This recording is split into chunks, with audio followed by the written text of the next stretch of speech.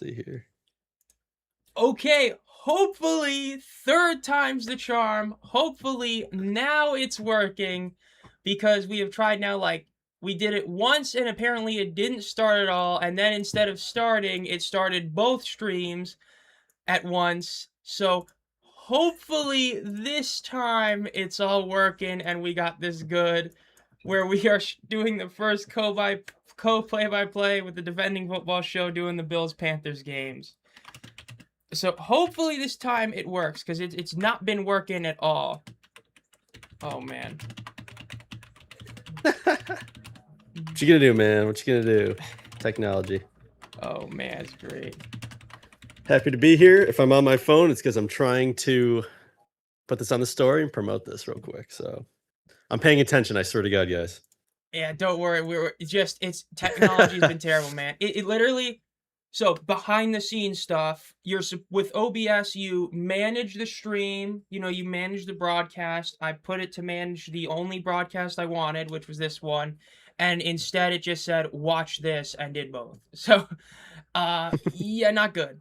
And I'm scared to even edit the other stream. So if you're seeing the other one still there, that's like a 56-second minute clip that will be deleted in a bit probably. But it is what it is. We're going to be covering the Bills vs. Panthers game, hoping it's going to be a good one naturally. That's it's a preseason game. We hope it's a good one, but, we'll see. Let's see. Am I able to do this right now? I might be able to actually fix the other one and have no issues. It'd be insane. Wow, I do not even remember when I scheduled the fantasy draft. I know it's next Thursday. I think I scheduled it for like 6:30 or something. Nope, is that right? Is it Thursday that I scheduled the draft at that point? Yes, it was. Wow, my memory's not ass. I can't believe it. Now watch. It's going to schedule the stream and it's going to go live. I already know what's going to happen, man.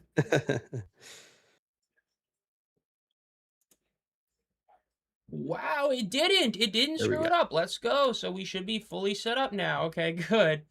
We should be all good in the hood, baby. Okay.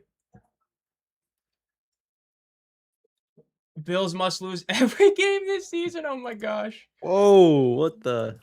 Come on. Okay, well, I'm putting up the question. You guys don't know, I'm a Bills fan, so. I am putting on here the who wins the game against the preseason. I hope nobody is betting on the preseason, but if you are, you're a trooper. Oh, come on. So we got that though, but yeah. I just got both those streams should be deleted now. Nope, if you refresh, they should both be deleted now.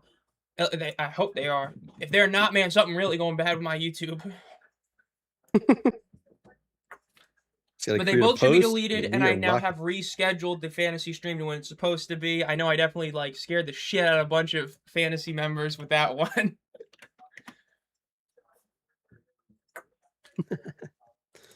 I'm scared to open my phone and see people messaging in the chat. Wait, what? Oh, please don't tell me something did. Okay, good. Maybe it should be good. Oh, I gotta go to my phone for the story. Man, I wish Instagram worked better on PC. Like, you could put story stuff on there. Right. It's pretty annoying. Because I think you can on Facebook on PC, which is what makes it so weird, yeah. Yeah. I forgot. All right. Now I'm set. All right. Yeah, we good now after a few technical difficulties. we are good. So we got this one. Obviously, we got the Panthers fan, the Bills fan. So this is the first game at the new Highmark Stadium. There's been a lot of talk about it because of the fact that there was going to be no obstructed seats. And that didn't really happen. But this is the first game at Highmark Stadium for the Bills. Not the Highmark Stadium that's in Pittsburgh that we've talked about, but the actual new big one. So, as a Bills fan, what are your thoughts on the whole Highmark Stadium controversy? Honestly, right? I love the Bills. I'm pissed, okay? First of all, okay, so the obstructed view, that's in almost every stadium. That's fine. But you got to at least tell the fans about it before they buy season tickets. And a lot of people were not told. So that's just scummy, straight up. Mm-hmm. And on top of that, I think we paid for, half of this stadium as a collective, state up here, which is a lot of tax dollars. And then on top of that, our season tickets went up. The ticket license now? What is it? PSLs? Got those on top of it. It's like, oh my gosh. And then every ticket is so expensive. Like this game right here, I would have went to it like a few years ago. Like the tickets would be like $7, but now they're 100, $200. It's like, it's ridiculous. I get it. It's because of the new stadium, but dude, come on, bro. And a lot of it's resellers, to be fair, but the That's tickets still didn't come out insane. for $7 a piece. So, so just, you know how it is. Yeah, I mean, that really is insane how much those are. Because I know I went to a preseason game to the Giants a while ago, like years ago, and it was like $26 for tickets at like, I think it was like the 14th row at midfield, and then now it's like insane.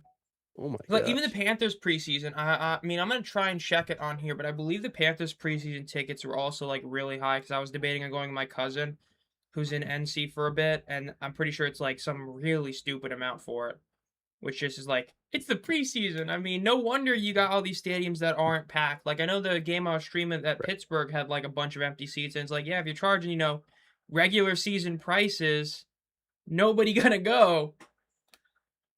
Let's see. We are playing August 28th on a Friday at Bank of America Stadium. And the cheapest tickets are, okay, you can get some cheap tickets if you sit at the very top.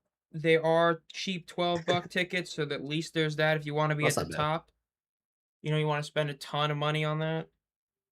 Wow, it gets worse the farther down you go. Oh, man. Oh, that's where it's bad. Yeah, if you want to sit in the 300s, it's like $200. Yep. Wow. There's like a few 300s that are cheaper, but that's crazy. Oh my We're in God. New York as well, so like because New York is New York, everything's more expensive as well, And I believe they when you're at the stadium and you spend money there, we already have an 8% sales tax as our state, which sucks. It's like second highest, third highest. On top of that, you have to pay an extra 6%, like I forgot what they call it, Ontario or some tax that goes for the stadium to like help keep it up or something like that. So you're paying like 14% tax on a hot dog, dude. Like, come on, bro. Like nickel and diming us. So it's bad. Yeah, surprised there was no dual. We actually were trying to do at least a dual NFL stream. We weren't, or UFL stream. We ended up not getting anything to like. Timing didn't end up working really well, but we definitely would plan to do that next year. Nope. So that was something we did talk about. Part of the reason why this is the first one is with him because we were talking about doing that before. Yeah, $200 ticket. The Panthers don't win, they're done. Oh my gosh. I'd rather listen to the streams than go to a game, be collecting pennies just to not be broke. Josh Allen is the MVP, by the way. The Panthers, you know what? No, that may be true. We've at least made it to 2 Super Bowls. I mean, the Bills, Panthers, they combined for, no wins. 0-6, baby, in Super Bowl. That's, what I'd love to see. Love that record. 0-6, baby. Good old Bills. 0-4 in a row. Panthers made it every 10 years just to not do anything. Man, all because that damn Adam Vinatieri kicking that field goal. All because you lost to the Patriots and who else? The Broncos. Yeah, the good old. You ran into Tom Brady and Peyton Manning. Hey, but that was 2015 Peyton. I mean, it was like Von Miller we ran into. The soul of Peyton, or what the shell of Peyton Manning, whatever you want to say. Yeah.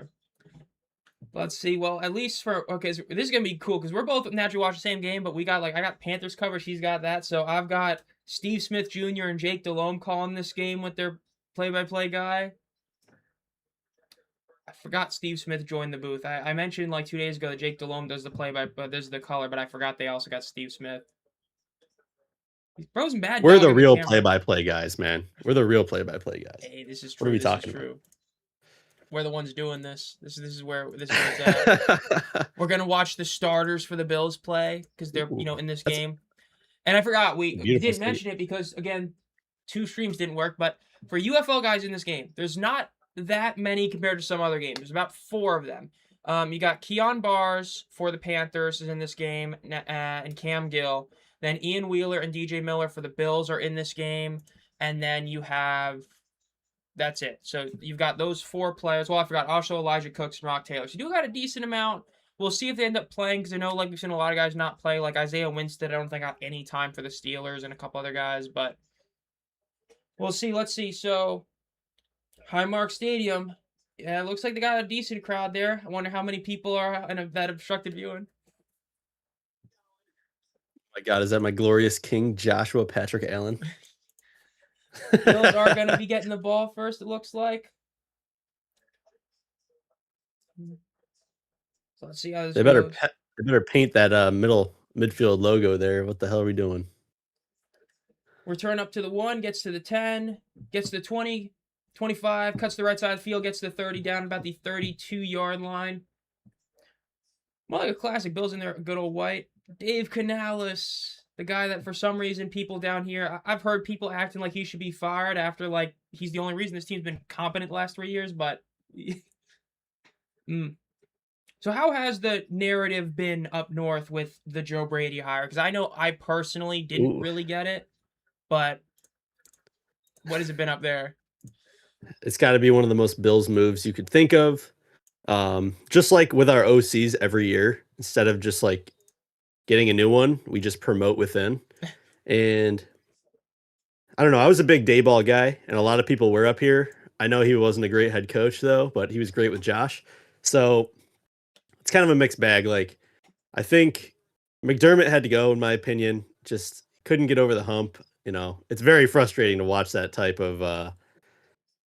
It's just so sad every year, man. I can't do it anymore. But Joe Brady, I think he's a good hire. I think people they're excited because like everything feels new. We got those new uniforms we could talk about later. We got the new stadium.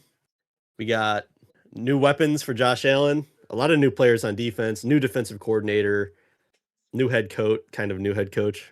You know, but it's different vibes. So I think mostly people are happy now, but right away people were pretty pissed. I'm not gonna lie. Well, we're definitely going to see some of this because, I mean, so far we gotten Khalil Shakur, 21-yard reception on the right side of the field, and then he just had about like a 4-yard run right there. I think a lot of people forget James Cook literally led the league in rushing last year because, I mean, like, I know a lot of talk was Derrick Henry almost did despite John Harbaugh actively sabotaging him, but, I mean, Cook ended up leading the entire league with like 1,600 yards last year. I think Cook he's somehow still underrated. He's a baller though, man. He's so smooth. He really reminds me of like Alvin Kamara when he runs the ball. Wide open reception, And left side of the field, gets all the way up to the 13-yard line for the Bills right there. look who it is. DJ Moore, baby. Oh my god. I forgot I'm excited for this season. I forgot he went to the Bills. My former Panther. I completely forgot he went there from the Bears. You know, I guess part of it might be because they always think of Dalvin Cook back when he was like really good a few years ago, but it's like James Cook's definitely the better one right now. Kim definitely disappeared in the Super Bowl against the Broncos. Yeah, I remember watching that game, Marion. That was that was bad. That was a bad one. The whole not jumping on the fumble was a terrible look. Man, I hated that. Allen hands the ball off to Cook, gets about 7 yards on the carry. They're already about to score. I mean, they're at about 6-yard line. They still can get a first down here as well. I thought it was that Josh had a happy marriage. Yeah, Josh Allen, lucky guy. You know, got to marry somebody part of one of the best movies of a couple years ago or last year, say. But man, Giants game gonna be fired. Trust me. Oh. I'm so happy the Bills are good. Ball is snapped. Allen looks left side of the field, getting pressured, and he gets sacked for about a 6-yard loss. Ball's out, but he's definitely down before that ball came out. What are we doing? Throw it away, bro. I don't want him touched at all. Don't touch him. Josh and Mahomes are married to the refs. Oh man, I mean the stadium. I don't know about Josh. The stadium outside is I mean, I don't know. Because the stadium's a dome now, right? Or is it just no? Okay. It just has the enclosed roof, but it's open at the middle, right? It's kind of like Seattle, yeah, Okay. but like a little more enclosed than Seattle, I guess. Ball is snapped. Allen looks right side of the field, getting pressured again, trying to stiff arm, and he does end up throwing it away. Bit lucky they didn't get any sort of play down. I don't know. Ever since they started doing the whole roughing the passer BS and they started calling, like blowing the whistle whenever a defender was on him, like if you do that same play 10 times, the ref blows the whistle like 4 out of them. I hate that. I'm glad they didn't. I would rather they didn't, but I just hate knowing that like if that happened again like in 2 weeks, they're gonna blow the whistle and call the play dead and be like forward progress. It's like, well, Tyler Bass is coming out for the field goal. Oh, The Bills jeez. did get stuck in the red zone, and that probably is all we'll see of the starters. Maybe we get one more drive. Kick is up. It is good. Bills are up 3-0 quickly. It's like Tyler Bass is finally back. Who knows where he's been? Good question. Like, that So are dude has you just been hoping that gone they for a get year. one more drive, or you think it's just safe to do the one little drive for him? If I'm head coach, he's sitting right now, but they might do one more. I don't know. The way Josh Allen plays, I'm not gonna say it's reckless, but it's experimental, that's for sure. And anything can happen. So he plays nuts. So I need to have him sit, chill. You know, we need him Not for risk week any one. So injuries. yeah, because he's crazy, dude. So By the way, you know, speaking of horror movies, we lost great horror legend Reggie Bannister from the Phantom series, passed away at the age of 80. I don't remember actually hearing about that one.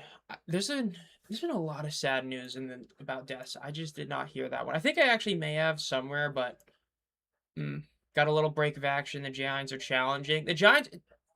It's been like 10 minutes. The Giants are challenging already. Oh my god. so they got Harbaugh now. Yeah, and then they got lucky. I mean, I still can't believe that he basically got fired from the Ravens because he wouldn't fire Todd Monken. I mean, weird person to tie yourself to. Like, I remember watching that Patriots game. Derrick Henry's running wild on New England, and then randomly they're just like, okay, Derrick Henry, you're going to sit the rest of the game. It's like, but you know what? He's on the Browns, which typical Browns hire. I mean, there's a lot of Uh, coaching hires I hated this year, but man, they all look good compared to that. You had a the guy Browns. that actually wanted to coach the Cleveland Browns on your own team in Jim Schwartz. That was a really good defensive coordinator Dude, for you. Or you had Anthony Lynn, who was a former head coach, or you have Todd Monken, and they hired Todd Monken. Like, what are we doing, Cleveland? dude, Jim Schwartz is awesome, bro. I remember he was in Buffalo 20, I think 13, 14, 15. Right before Rex Ryan got there. Our defense was absolutely insane. Like, I've never seen the Bills defense play that well in my lifetime. And I was pretty upset when he went because Rex Ryan came in. He's like, we're going to do the 3-4 defense thing. Didn't work. And then Schwartz was gone. And it was like, oh my gosh. But I cannot believe. I guess, didn't they promise him that that he had that he was going to be the head coach or something like that? They had I like heard some some weird rumbling sort about that. of unwritten agreement or something, and then it was also like once you got through the hiring process, it's like I feel like they were hoping to get McDaniel as head coach, and then if not, they were probably going to do him. Like, I genuinely believe that they could have convinced him to stay if they hired Anthony Lynn, because they could have been like, hey, he was a more recent head coach or whatever. But hiring a guy that literally has never been a head coach, that's as old as Monken is, and as, let's call it like it is, as not good of an OC as Todd Monken is. I mean, seriously, you and I would be a decent OC if we had Lamar Jackson and Derrick Henry on our team. So, like, if I was Read Schwartz, option, I'm read option. pissed. I mean, oh my God. Yeah. Panthers return to the 35-yard line. We'll see what they can do here. Bryce Young is playing. Oh, he is? Okay.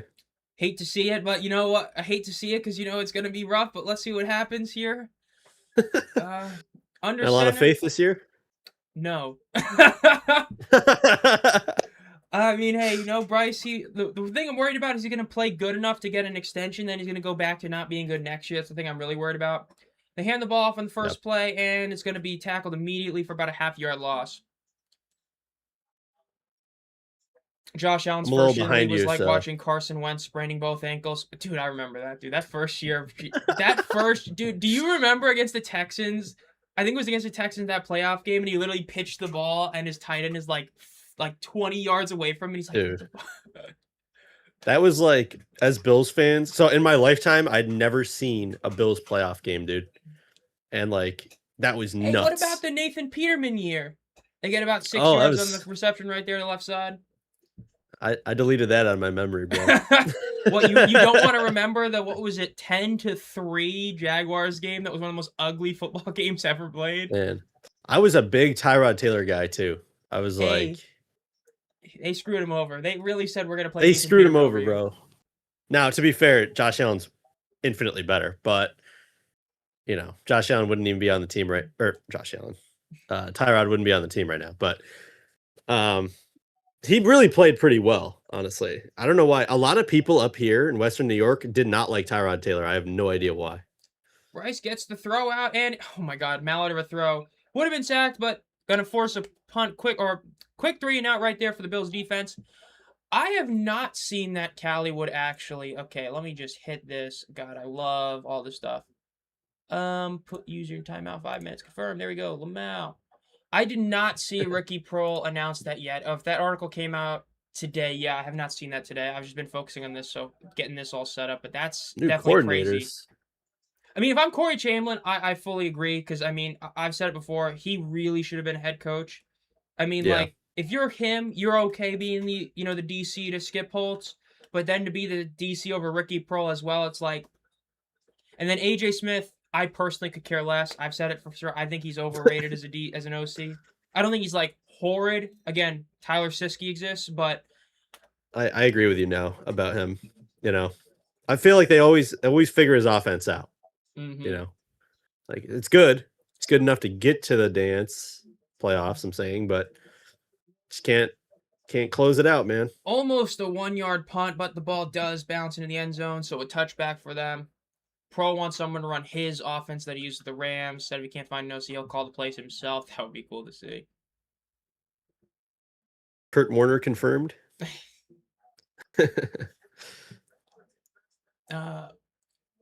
So how do you think Joe Brady will do? I mean, I personally hope he does well for the Bills. I'm one of those people that if there's a trend, I don't like going against it until it either actually happens or I feel like there's a reason to change it. And it's like the Bills, they keep making the playoffs. They like win a game. They're literally the Ravens, but one step higher. And that's, it's like, that's all they are. They're one step better than the Ravens, who basically get bounced in the first round every time. Instead, it's, they get bounced in the second round or whatever.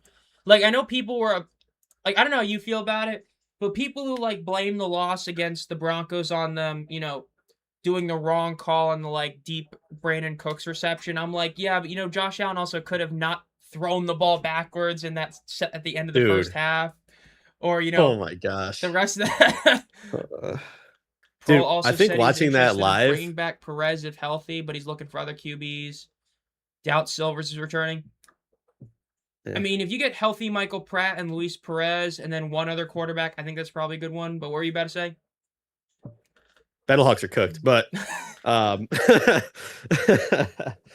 I forgot what were we talking about before? About the Brandon Cooks reception. Oh yeah. That obviously that's ruined the whole game right there because just the moment it was. But yeah, no, we lost that game way before. I mean, what do you have? 3-4 turnovers? Some bad. Throwing the ball backwards. That might be one of the worst turnovers I've ever seen, dude. Like I was watching that, I was literally just like, I couldn't. There's no words. I'm like, what are you doing? And then he like wills us all the way back, and I'm like, we're gonna do it. And then heartbreak again. I'm like, why couldn't you just get blown out, bro? Like, why does it have to be this way? The Bills went on to play with Jarrett Stidham at quarterback. Silvers would be nice. Just he's an actual OC. I don't disagree with that fully, Sector, because I mean, Brandon Silvers was clearly the best quarterback that team had back in 2025, and yeah. If he starts that full game against DC, the way I've said it is they still don't win, but that game is like this close. I mean, the 2 drives he was in, they scored touchdowns against DC, and then, you give him back AJ Smith, and it's like, I think people forgot that back in Houston, the reason that team didn't win was because their offense wasn't good enough. So it's like, I don't fully disagree with that. So I can see that, but yeah. Let's see what the Bills do in this drive again. Under center here for the Bills. Yeah, Josh again Yeah, he's is it? still in there. They pitch it to the left What to the hell? Cook, and the Panthers defense gets him. They lose about 1 yard there. We'll say I don't know about you, but I do like getting at least some action. I think that if the teams that fully rest their starters for the preseason end up, starting like 4 weeks where their guys are not ready for the season and it's like Yeah. really rough. Like I know with the Green Bay game, it was like they went in there for one series. The series was like 7 plays, and it's like they basically didn't play at that point. Yeah. It's like they didn't even get their feet wet, really. I do, a lot of people have been commenting on my videos asking me if the UFL should have a preseason. And that's something I wanted to bring up to you because for me, First down I for the feel Bills, the like, reception on the right. I feel like there's not a point to that. I think I could see them doing a 1 week preseason is like a maybe they could do that, but like I know they have the scrimmages stuff, so maybe do like a slightly hyped up scrimmage, I guess, for a week would be an option. But I feel like it would probably like you have to wait until the league is like truly big at that point because you got to rent more stadiums and stuff like that and all that.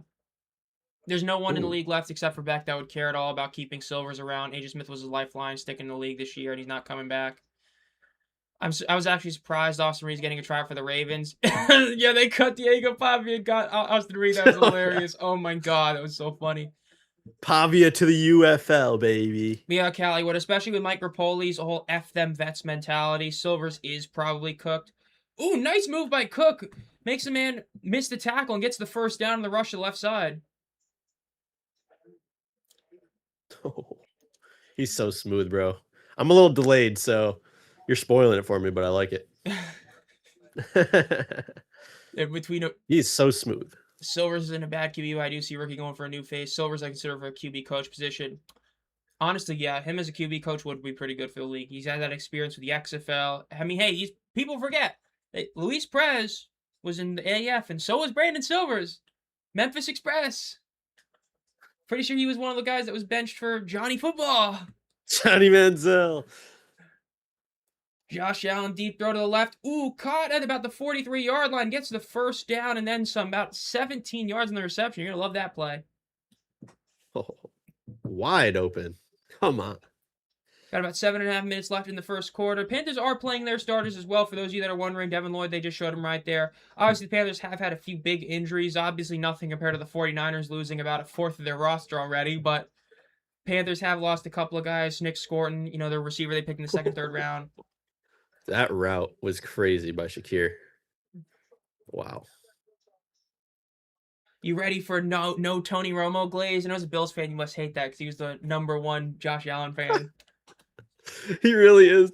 I remember when he broke his nose during the Jets game, and Josh Allen's like running off, like holding his face, and he's like, "Something's wrong. This is not normal. This is not normal." Just like the dude's just like putting a little splint in there.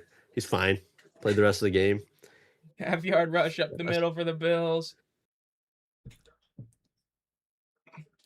Austin would get paid more as QB3 than a starter for the Renegades. Meanwhile, Brandon Sorsby for the next QB of the Renegades. You know what they do? They need to move the Gamblers to Vegas, and they need to bring Brendan Sorsby as their quarterback. Brendan Sorsby leading the Las Vegas Gamblers. That'd be absolute cinema. Dude, yeah. Let's do it. Josh Allen looks to the left, rolls to the right, evades the sack, throws it. Ooh, bit high, incomplete. I'll ask you if Diego Pavia joins the UFL, what team you putting him on? You know what? He's the most hated man in football. Well, one of them. Why not put him with Tyler Siskey and AJ McCarron on the Stallions where they move? Gosh, they better low key. They both got to get fired, bro. So, dude, if they keep it, maybe not McCarron. I don't know. I mean, McCarron hired him. I mean, that's a pretty bad hire. I mean, he literally hired his podcast buddy. I mean, that's diabolical. Ooh, did they really just do that? Oh man, you're gonna see this. The Bills, okay, are they gonna call it a false start? Looked like they were trying to draw him off sides. They did get him offside, but there might be a false start here. Definitely, yeah. Yeah. Yep, false start there. So if I get a head coaching job, you're my OC, okay? We got a vice versa, vice versa. I'm gonna Who get wants to King's be riding Corner the as bench my just to get defensive paid? coordinator. Like, yeah, him and his family would be good, but I also wouldn't want my career to be a bench warmer. I think that's the one thing that Adrian McCarron did show pretty well, Sector. That's, can't believe I'm glazing something about Adrian McCarron, but the one thing I did respect him is that he did that where he went to the Bengals for the off season of the UFL to ride the bench, but then would go back to the XFL and UFL. That's definitely a strategy you could do. You obviously have the risk of injury, and looks like Josh Allen is calling for a flag, and there is a flag thrown. And the result of the play is going to be a sack, but it looks like there might be a face mask Damn, on son. the Panthers. What are we doing? What is this? Get rid of the ball, Josh. And Like, it is why are going we to be a doing face this? mask on the Panthers. 15-yard penalty. This is the stuff that's frustrating as a Josh Allen fan, though. It's like I get he has to take as much time as he can, and he's Yeah, gonna that make was something that was crazy that was happen. that But was. I mean, that was a clear face mask. But if you get hit in the face mask, you're still supposed to play the game. He literally went calling for the ref. That's kind of crazy right he there. literally said, "You're right." I mean, But hey. Well, I gotta ask you, because you're a Bills fan. What is your opinion on Josh Allen being the serial flopper of the NFL? he definitely is. I love it, dude. Ball is snapped. It's Allen awesome. looks to the left, throws it deep to the left. It is going to be caught at about the 9-yard line. First down for the Bills. Yeah, no, I love it. I think it's hilarious. I know it pisses off everybody else, but I'm taking that. With what Mahomes pulls off, bro, I'm cool with it. Would be funny if Adrian Martinez became a battle hawk. Player rights get reset this draft, and think St. Louis would have first dibs when he came back. College allocation. Ooh, Yeah, if he does become available, man, he goes back to the UFL. That'd be a big ad, man. all It's that crazy. It was just like lose to literally DC. 2 years ago, and it seems like people already forgot how good Adrian Martinez was in that Stallions team. Under center for the Bills here at the 9-yard line. Ball is snapped, rolling to the right, fakes the throw, makes a man miss in the sack, throws it, touchdown. Oh, you're gonna love this play. Touchdown Bills, Here we go. 9-0. Bills have the lead after that. Was a great play by Josh Allen right there. Oh my god. To quote Chris Collinsworth, it looked a little Mahomey. Allen Who is back does demanding that? for flags. No shock. Oh man. What a play. Why has it got to be so much chaos, bro? Stresses me Josh Allen out. mentality. Brock got lucky considering the 49ers. So many injuries. Dude, that 49ers quarterback room really is solid. I mean, Mac Jones being your backup, I mean, he definitely could be a starter somewhere. Considering what he did last year, I mean, there's a lot of teams that he could definitely be the starter for, I would say. And the kick is up. It is good. 10-0. Bills have the lead over the Panthers. Shout out Keon Coleman, training camp legend. Had he not gotten hurt in that NFC Championship game, the 49ers would have been in the Super Bowl. I talked about that one a few years ago when he was a rookie. We got Josh Johnson in that game, and then we had CMC was quarterback for a hot minute or whatever in that game. Man, seriously, the 49ers so lucky that they ended up getting Brock Purdy. Because, I mean, could you imagine if they didn't have a quarterback and the Trey Lance experiment failed like it did? I mean, there's a real shot those guys get fired. Trey Lance. That's a guy I can't believe is still in the NFL. What was the nickname? Lap Dance Lance because of that one clip or something?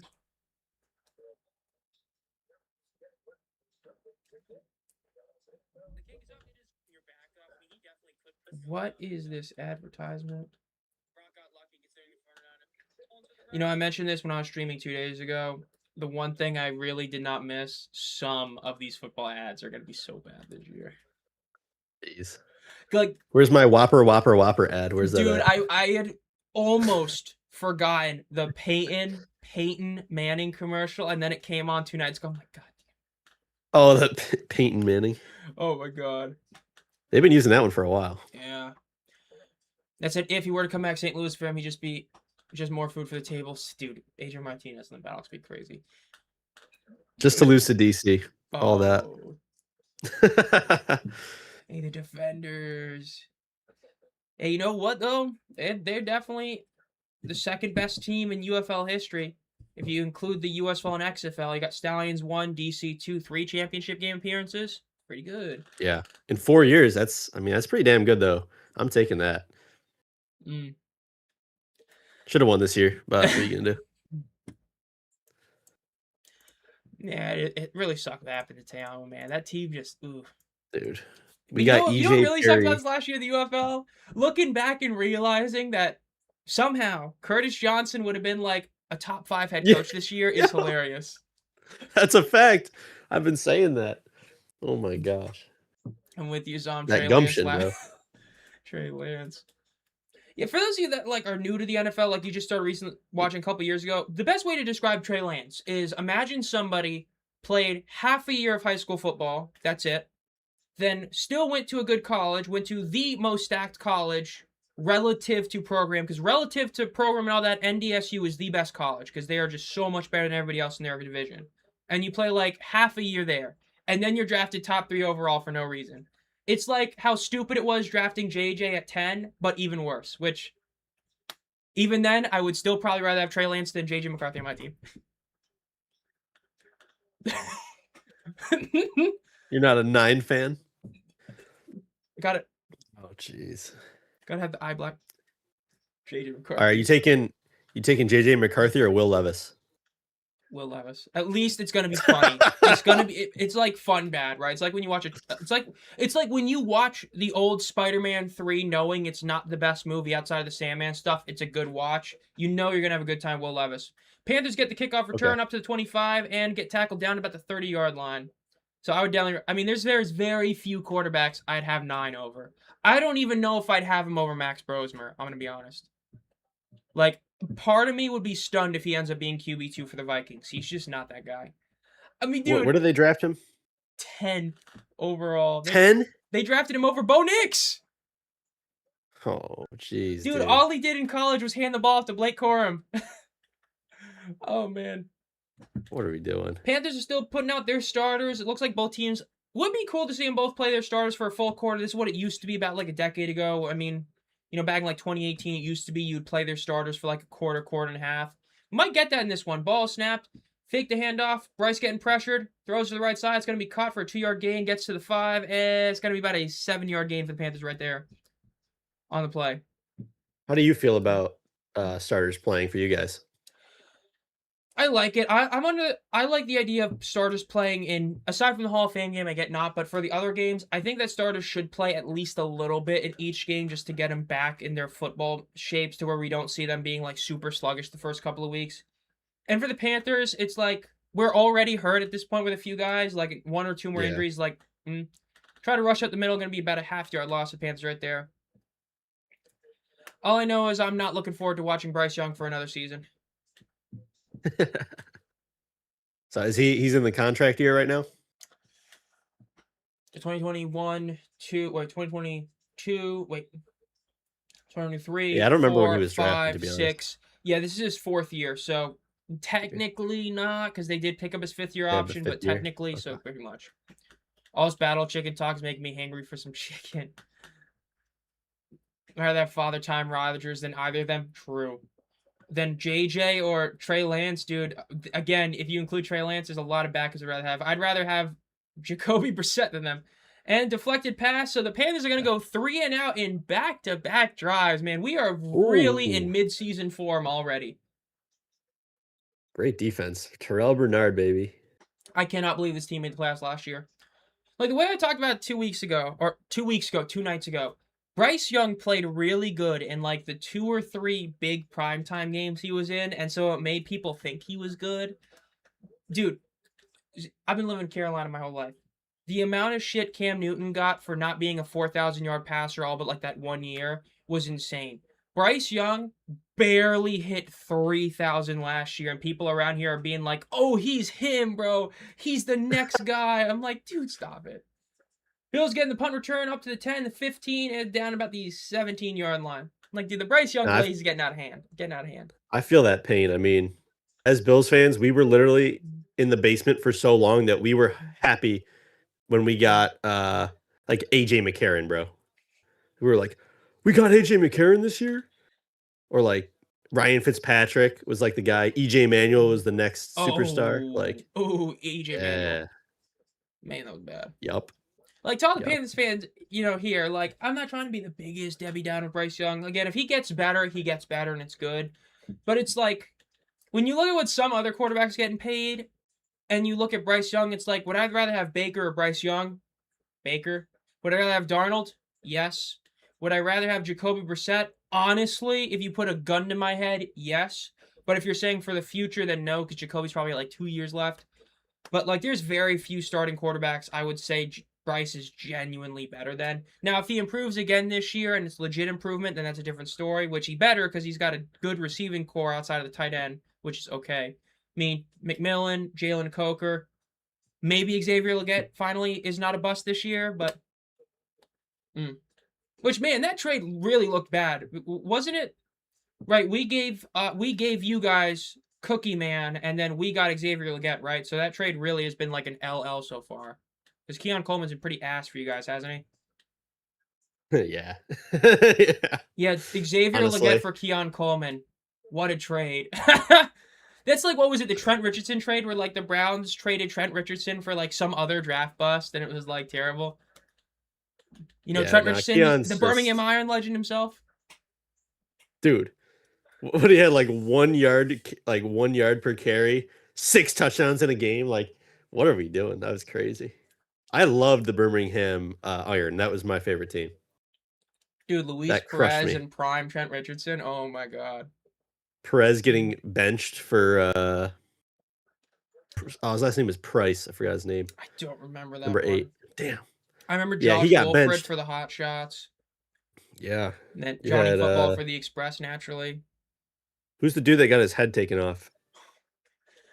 Fitzmagic is something special. I wish we would have kept instead of Noodle Arm too. Dude, I remember that, dude. That saga where Fitzpatrick came in and won like 3 straight games or something for the Dolphins. And then they kept 2-1. It's like, bruh. I think we give Bryce Young Dude, this season prove whether it was season fluke. Come on, honestly, they weren't bad. The team was not bad last year, Marion. I agree, but a lot of that was the defense. Like, yes, I hated the prevent defense in the playoff game, but as Evero made a very mediocre unit because yes, we have a couple really big superstars in defense, but it's a couple. He made the defense great. Canals did a great job. A lot of it was not Bryce. Bryce was, if you were to rank all the starters from last year, Bryce is probably in the bottom 25% from last year. So, yes, I agree. The team was genuinely fun to watch last year. It wasn't because of Bryce. But, like you said, if he does improve again this season, then that's good. But it's also like, if you go, let's say, 1-15, and then the next year you go 2-14, and then you go 3-13, you improved each year, but 3-13 is still competing for the Tank Bowl championship. You know, it's like, in looks like shotgun, Allen's still in. It's just Kyle this time. Kyle Allen still your backup. Apparently. Patrick on the left I like side, and Trubisky, but might be just shy of the first down. Might give it to him.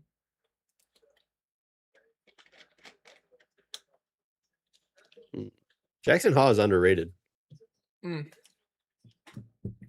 know who's not underrated? Bryce Young. I'm just throwing so much shade at Bryce. Man, I am not a Bryce Young guy. I just hopefully that If you're changes calling the this year. shots, what are you doing with them? 1st and 10. Oh, let's see. Okay. Dude, it's so funny. All these like people try to like talk about, oh, go join this illegal live stream, and then it gets taken down like 10 minutes later. It's so funny. Ooh. Like, bro, you know, we had that like one platform that Adam Schefter used. Remember when Adam Schefter got caught like straight up posting a clip from like Stream East or something? Oh yeah. That was great. What a guy. Dude, I remember Kyle Allen. Dude, Kyle Allen was so good for us for like 4 weeks when Cam got hurt, and then it just fell apart.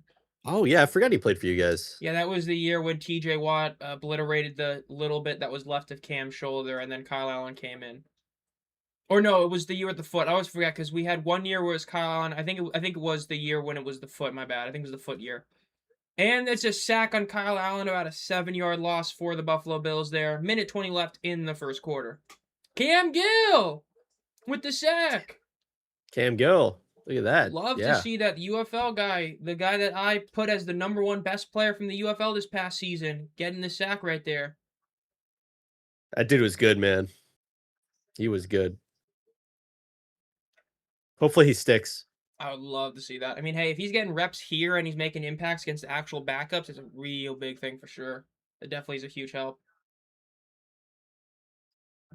2nd and 17 for the Buffalo Bills.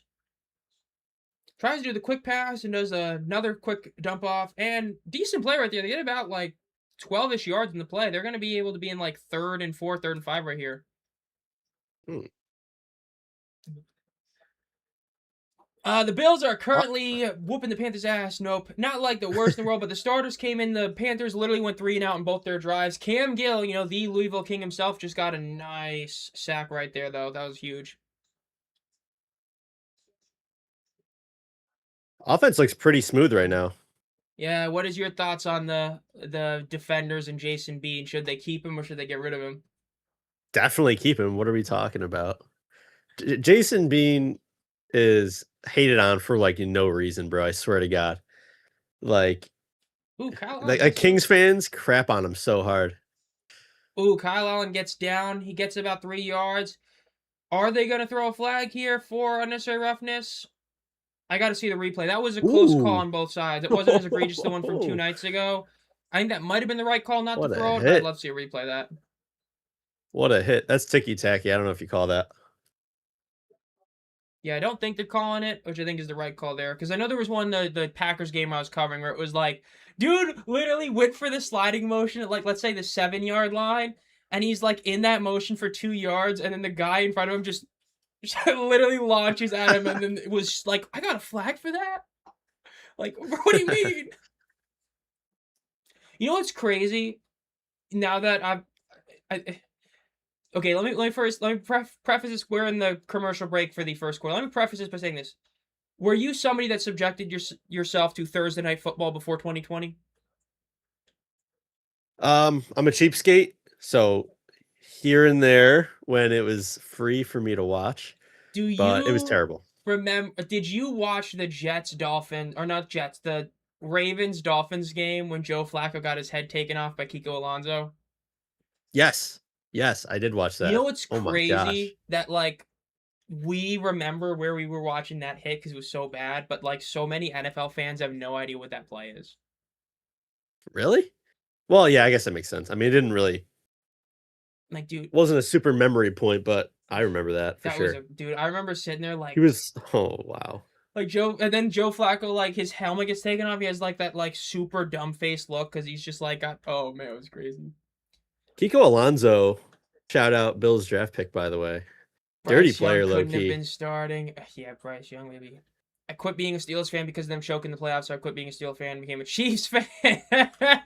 Hey, you know what? At least you're owning to the bandwagon. I will give you that. At least you're owning up to the bandwagon. But yeah, dude, the Steelers, if you've been... Oh, dude, I could not imagine being a Steelers fan that started being a Steelers fan, like, let's say 2010. Because, I mean, outside of that, you'd have the Super Bowl run where you lost to the Packers, but after that, it was just first-round exit after first-round exit. Like, do you remember when they got beat by the Jaguars and the Jags put, like, 46 on them or something in a playoff game? You let Blake Bortles put 40 on you in a playoff game. Oh, my God. You lost to the Browns. Yeah, dude. The Browns. Who would then lose to the Chad Henne-led Chiefs once Mahomes got hurt. Oh, my God. I was so pissed about that, dude. Dude, remember the Chiefs get away with everything. Dude, it was like 3rd and 13 or something, and Chad Henne runs to the right and gets the first down. Oh, my God. Swear to God, the Chiefs just get away with everything. Ridiculous. You know what? I know that was a big reason why a lot of guys hated Jason Bean was because of the whole, like, him diving early, or, well, let me phrase that, not diving and sliding early and stuff, like that one end zone thing. It was bad, but I watched Chase Garbers do it live in a championship game in 2024, which... That's way worse. Oh, my God. I will never forget that. That was so bad. Those don't even compare, really. Like, dude, well, one of the ones he did it at was right by me, and I'm literally looking, I'm like, this dude just ran out of bounds 3 yards shy of the first down marker and made no effort for it. I'm like, oh my God. You're at the game? Yeah, the 24 and 26 title games I went to, and the 23 USFL one. Ooh. I didn't go to the XFL, the first USFL, or last year's UFL, because I said I was not going back to St. Louis. And so, yeah. As a Dolphins fan, I remember that play. Dude, that play was crazy, dude. Kiko Alonso was #1 hated enemy for like a year. Shout out to the Dolphins for getting abused by Josh Allen. Bills He hand used off, to get about 5 abuse yards Kiko, there. bro. To think the Dolphins scored 70 in a football game, and then after that they just tanked. Those two franchises totally went opposite directions after that. Dude, the Broncos became It's actually good, and crazy. then the Dolphins. Ooh. But you know what? Tua and Michael Penix are together now. You got two injury-prone left-handed quarterbacks together. Match made in hell right there.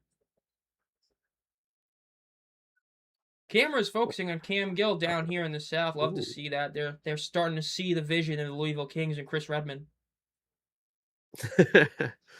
Luckiest chip in UFL history. Calling it right now. So lucky, bro. Bean wins that game, by the way. So Honestly, they should have started EJ Perry from the start. That's what I honestly would have liked. I would have liked them to just say F it and throw him out there. that's kind of disrespectful though to Bean. Because Bean did just win us. We just beat the Storm. He played pretty damn well, honestly. Pass to the left, incomplete, pretty much to nobody right there. Just throwing it away there. He Dude, had you him know too. what? My favorite part of that game was watching Spencer Sanders come in. I was doing a live playbook for that one, and I was like, oh, this is going to be bad. And he hands the ball off twice, and then his first throw, he throws the interception. I was just First like, one. oh my God, I was laughing my ass off. Dude. He might really not like me, dude. I'm not gonna lie, but because I went decently hard on him. I can't live stream Defenders games, bro, for a reason. Because if I would have live streamed that, I wouldn't have recovered from that moment. That's all I'm gonna say. Ball is Like snap. that would have been clipped. Kyle Allen throws to the right, caught for about a 2-yard gain right there for progress. The hit on Chandler Rogers, yeah. What was your thoughts on that hit? You know, the Derek Roberson on Chandler Rogers hit? Oh my god. That was the hardest hit I've ever seen in person ever. The whole stadium, like, I mean, he said this as well. The whole stadium was like, oh, all at the same time. Which, by the way, why is that a flag? I'm not throwing a flag there. All right. I get it was a big hit, but like, was it helmet to helmet? Because I don't think it was. It was helmet to I think they called chest. it helmet to helmet, I think, but it was like a close one. I remember being like, I wouldn't call it, but I think my thing was, No. I think I said, I get why they called it, but I wouldn't have. Kick is up, and it's a miss. Tyler Bass misses the 36-yard field goal. Jesus. Call Matt McCrane right now. What are we doing? You know, I haven't watched every preseason game naturally because I physically can't. That's the first missed kick I've actually seen this entire preseason. 44-yard, my bad. That's the first missed kick I've seen. The Panthers, Cardinals didn't miss a single kick. Packers didn't miss a single kick, and that's what the Steelers playing a backup kicker. They're not going to get keep. Which I will say, what are your thoughts on the Steelers? They were playing a backup kicker that they even admitted has zero shot of making the team. So do you think it was just a really like generous move of the Steelers to let him get film out there so that he could potentially parlay that to getting signed somewhere else once the season starts? I guess, I guess so. But like, you got a bunch of UFL guys that have been training. Like, I don't understand, bro. Like, Did Matt McCrane sign somewhere or no? he didn't.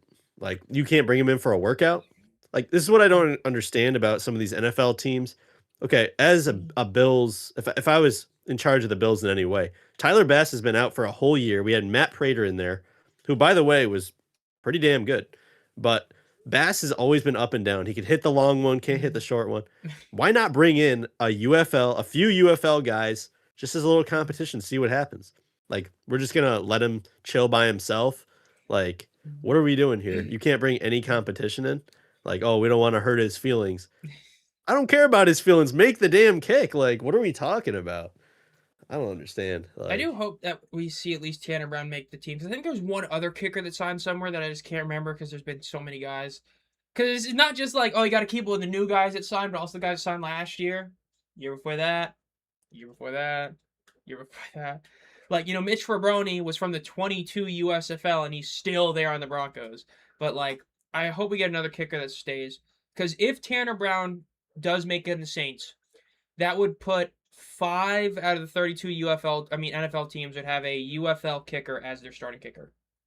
that's pretty nuts. Because right now you've got an eighth of the league. Because you got Mevis for the Rams, Aubrey for the Cowboys. We them boys, it's our year. Oh, You yeah. got Jake Bates for the Lions, and then you've got I'm spacing on the last one. You got one other kicker that's starting somewhere. Oh yeah, Andre Schmidt for the Browns. Hate to see that. Hate to see a man playing on the Browns, but you got four kickers right there. So far, That's Marv, pretty in nice. this game, wow, Bryce Young is still out there, which actually makes sense because the Panthers have literally gone two straight 3-and-outs with their starting offense, and now Bryce Young is out for a third drive. The Bills have pulled their starters in offense. They did just miss a field goal, a 44-yard field goal. Panthers rush it up the middle, get about 6 yards in the carry. So I do like them keeping Bryce out there because Bryce has literally been in for 6 plays. So I'm not against this, but yeah. Honestly, the Panthers game last week, was it last week, I think? Great game. Great game. Dude, the Hall of Fame game being actual watchable football was crazy. And not even just Was- watchable football, but like good football was crazy. Yeah, that was really good, honestly. Like that last touchdown was insane. I forgot his name, number 12 there, but Haynes King. yeah. Yeah, the guy like right here. They rush to the right and they get the first down at about the 50-yard line. First down for the Panthers all day. Gotta give them some praise there. It only took till the 3 minutes into the second quarter. Hold up, It's wait a their minute. There's a first flag. down. There's a flag that might not be a first down. Oh, we're gonna get holding. Oh man, that'd be so bad. Right. Everyone that follows the UFO remembers that. Dude, that Chandler Rogers hit was crazy. Brad Idzik. I keep forgetting that he's our OC. I'm not even gonna lie. Dude, I can't believe they threw a flag on that play. That changed the entire game.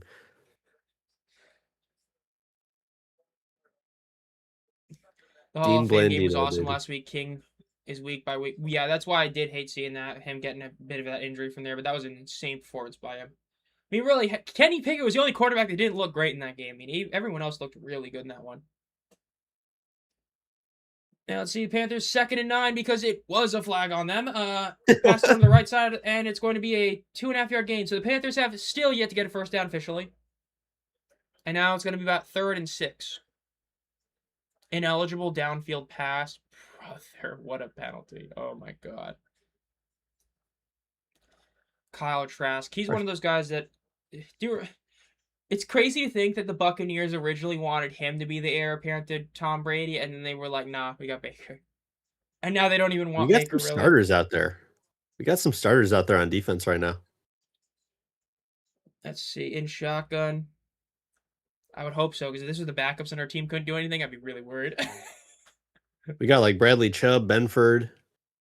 Ball is snapped. Ed Oliver. Bryce LaRosa is like, and he gets sacked. So the Panthers are now 3 consecutive drives going 3-and-out with their starters in the game, by the way. Who got it? Who got it? Again, we are really in Ooh. mid-season form. Like, dude, I remember the closest I did to like something that would be somewhat on par if you streaming a Defenders game, I streamed, I don't know if you remember it, right after the Buccaneers beat the Panthers in Week 18 last year. Like, snap of the fingers, I was live. I was destroying Bryce Young. I was so pissed. The refs, I was so pissed. And I even said in that video, they're still going to make the playoffs because the Saints-Falcons game is going to go the right way for us, and this sorry team's going to make it, and I was so pissed. And, we did a decent showing against the Rams, so at least there's that. There's a thing with, like, mediocrity, like being 9-8 or whatever every year. It's so much worse than just sucking for, like, a few years, I think. Are you a Steelers fan by any chance saying that right there? No, a lot of Steelers fans up here near Buffalo for whatever reason, but, On a bright side, this is a preseason game, this is true. Bryce Young surely won't go 3-and-out like this during the season. I hope. God, I hope. But we'll see. Another dirty player was Sue. Dude, Ndamukong Suh, that's an iconic dirty player right there. For real. Him stomping on Aaron Rodgers. Everything he did. That dude played a while, too. Yo, Christian Wilkins, low-key. Dude, Josh Allen's when I nuts, was man. looking at the Hall of Fame class this upcoming season, I just cannot believe we're already to the point where, like, Big Ben and Le'Veon Bell are eligible for the Hall of Fame. It's crazy. I saw posts being like I can't believe how time flies. And some of them were like, I see it like Mahomes being in the league for a decade. Yeah, I feel that. But then it's like, I forgot who it was. But there was like one player that said Jay Jetta being in the league for like 8 years. And I'm like, ain't no way. I was like, ain't no way he's been in the league that long. And I'm like, oh, it hurt. Like, I forget, that was like 2019 Jay Jetta joined the league. I always thought it was like 21 or something, but okay. Really? Yeah, Joe Wow, Burrow, the same year as Joe Burrow, right? So 2019. It's crazy. that's insane. And to We're getting think, old, dude. in his like 7th year in the league, they said, watch this, we're gonna give you Carson Wentz, JJ McCarthy, and Max Brosmer throwing you the football. Good luck. Perfect. If JT gets injured for all of next season, how confident you are DC's chances? Ooh. I'll let I you hope start that that doesn't one. happen. I hope that doesn't happen. But honestly, if that happens, and we got to bring in more competition in that quarterback room anyway. I think going into the season, uh, we were gaslit that it was an amazing quarterback room, but really it was top heavy with Well, Teamu. You I, know, I do think that they kept DeLilo, they would have been fine. I did not like them getting rid of DeLilo. I mean, the I little he disagree. played the year prior was pretty decent. I think Jason Bean is better than Mike DeLillo. Honestly, I I might be in the minority there. I think talent wise he is, but I would have rather had DeLilo because I think he knew the offense really well.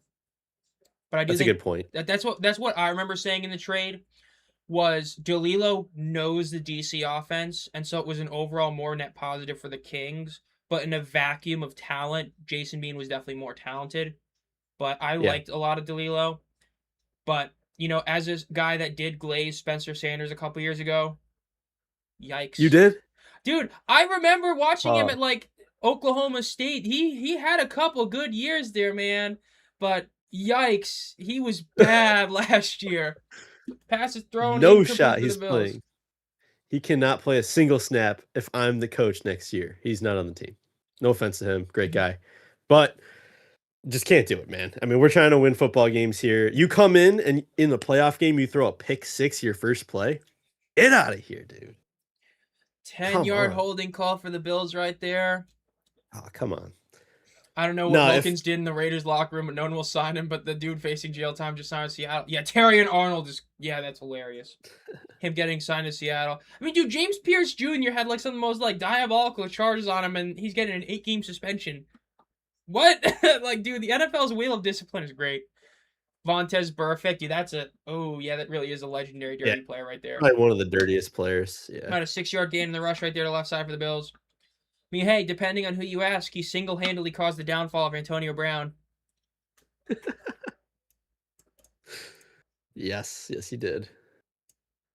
But to answer that question from earlier, I would say if we didn't add any dudes to the room, I'd go Bean starter, Perry backup, and bring someone. I guess you'd have to bring someone else in for third because I'm not keeping Sanders next season, Danny Etling. dude. You know what? Yeah, sure. Third string guy. I'm cool with that. Yo, Calhoun okay. rolling What to the right. happened?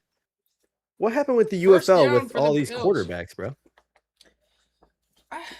What do you mean? You don't like Like, how all the OG ones just seemingly disappeared because of the alleged dude, blackballing?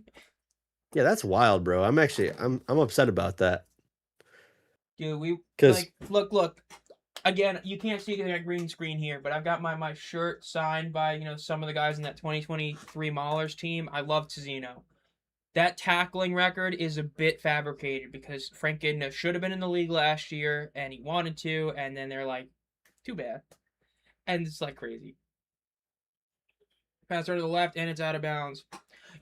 See, there was. I'm not gonna try and screw my relationship up with the DC media, but I didn't end up having. There was issues with recording stuff, and I didn't get it. But I remember one of the media outings. I talked to Teamu, and I literally brought up Frank Gidna, and I was like, "Man, you guys really should get him." And then it's just like, even he was like, "It sucks that they didn't bring in some of those guys. They would have been so good." no, you know what well, okay, so I can't speak to them not wanting to bring them in or whatever the case, but if they literally blackballed players like that, which I don't know if that's confirmed, but Rush to the right, that first is down for the wild. Bills. Mm-hmm. That's absolutely wild, and it's kind of ridiculous, dude. Because like, come on, like if we can play football, let's play football. I know a lot of people are like, this is a developmental league. Mm-hmm. I loved XFL 2020 because you got old dudes, new dudes. You got as long as you can play football well, you should be on the field, bro. Like that's my opinion. I think that should have been the way to go. But Oh, to you that know, like sector though, that was based on if JT was injured for the whole year next year because the ACL sector to that question. Because yeah. I know that with the ACL injury, there is a chance he wouldn't be ready to play till the end of the year next year. Something. Ooh, deep pass by Kyle Allen to the 40. It's caught for a huge first down right there. It's about a 15, 16-yard reception right there for the Bills. Oh, is that my boy Jackson Hawes again? It's not.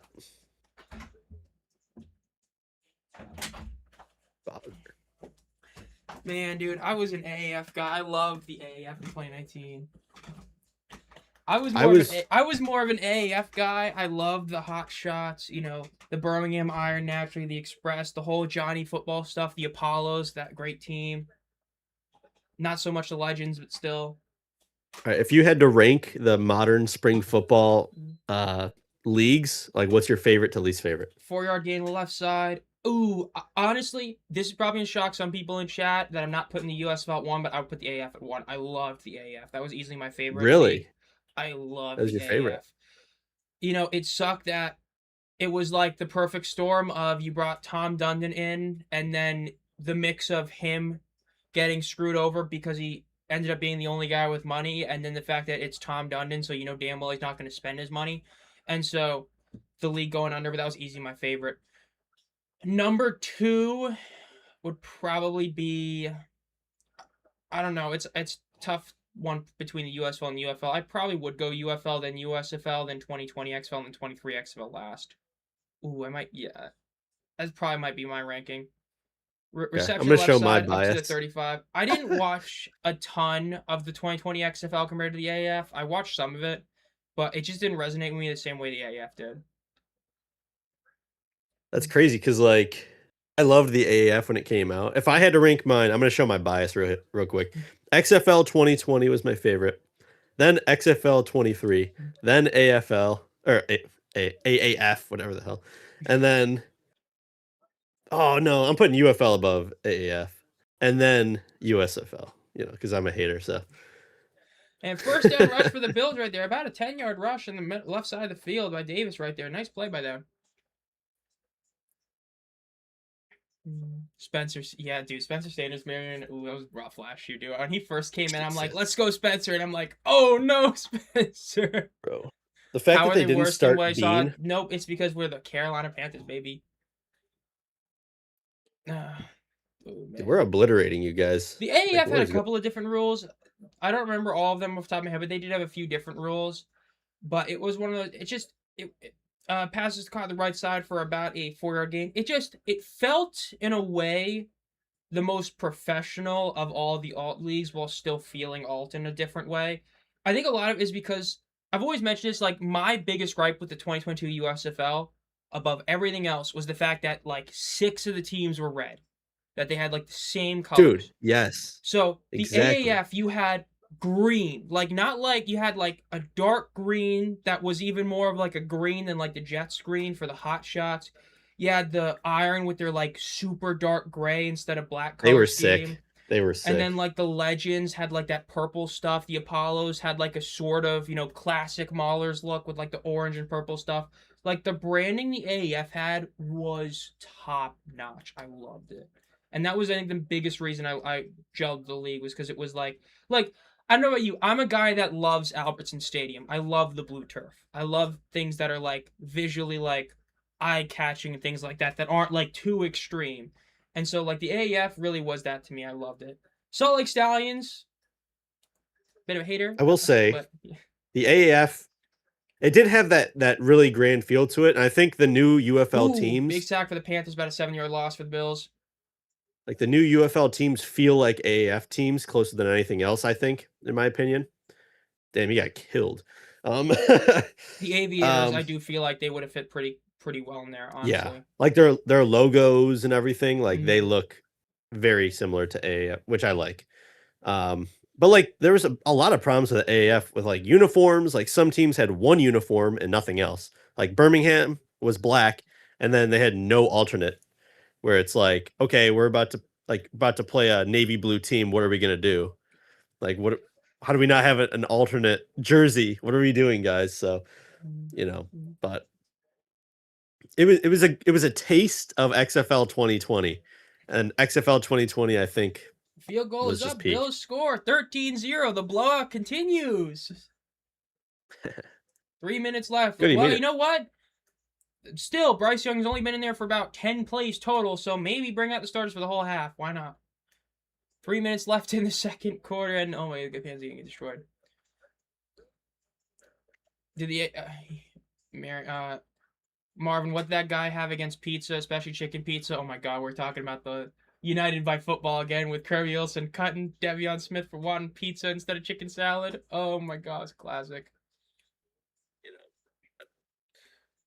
Uh, Eastern Washington has the red turf. I forgot about the red turf. Now that you say that, I remember seeing a couple of games of the red turf. It's like that blood red, right? Have you seen it? I think I've seen it like once or twice. Eastern I Washington, don't think the I've red seen turf. that. I think it's like a Let me look blood that up. red, where it's like a pretty deep red. I think. I gotta see that. Let me see. Eastern Washington Stadium. Yeah, I think I have seen that before. Rose Field. Yeah, I have seen that before. That's a cool field. Where is that? Okay, it's up there. Where's the capacity? 11,000. You know what? 8,600? Hey, UFL! Here we go. Why That'd be kind not? of nuts. Not gonna lie. Dude, could you imagine if the UFL were able to get that stadium, Albertson, and then EMU? You'd have the gray turf, the red turf, the blue turf. Dude, that'd be sick. That'd be kind of sick, dude. I'm not gonna lie. Dude, Is it a little gimmicky? Yeah, but why not? You know, like I'd love to see that. I never got to see an AF game, but I did see an original UFL game. Dude, I know it ain't gonna happen, but dude, it would be cool to bring back like the Nighthawks. That would be cool. The Omaha Nighthawks return, just to dude, yes. bring back a classic UFL team. Ooh, it'd be cool. I did like a 20 team UFL thing a while ago, and they were my last team to bring back. I think that'd be sick. And I do like that there might be speeding up the 12-team expansion to 29. I'm pretty sure they're only doing that for Michigan. I think it just makes sense because the Michigan is probably like a 50-50 if they're going to be ready for 2028. So then if they're not ready 28, you just bring them back in 2029. At least that's what I feel like they're doing. I don't know if you saw my recent video, but I was crapping on the USFL teams pretty hard for just not getting the teams off the jump right to really have like great fan bases, and they're not in their markets and all this stuff.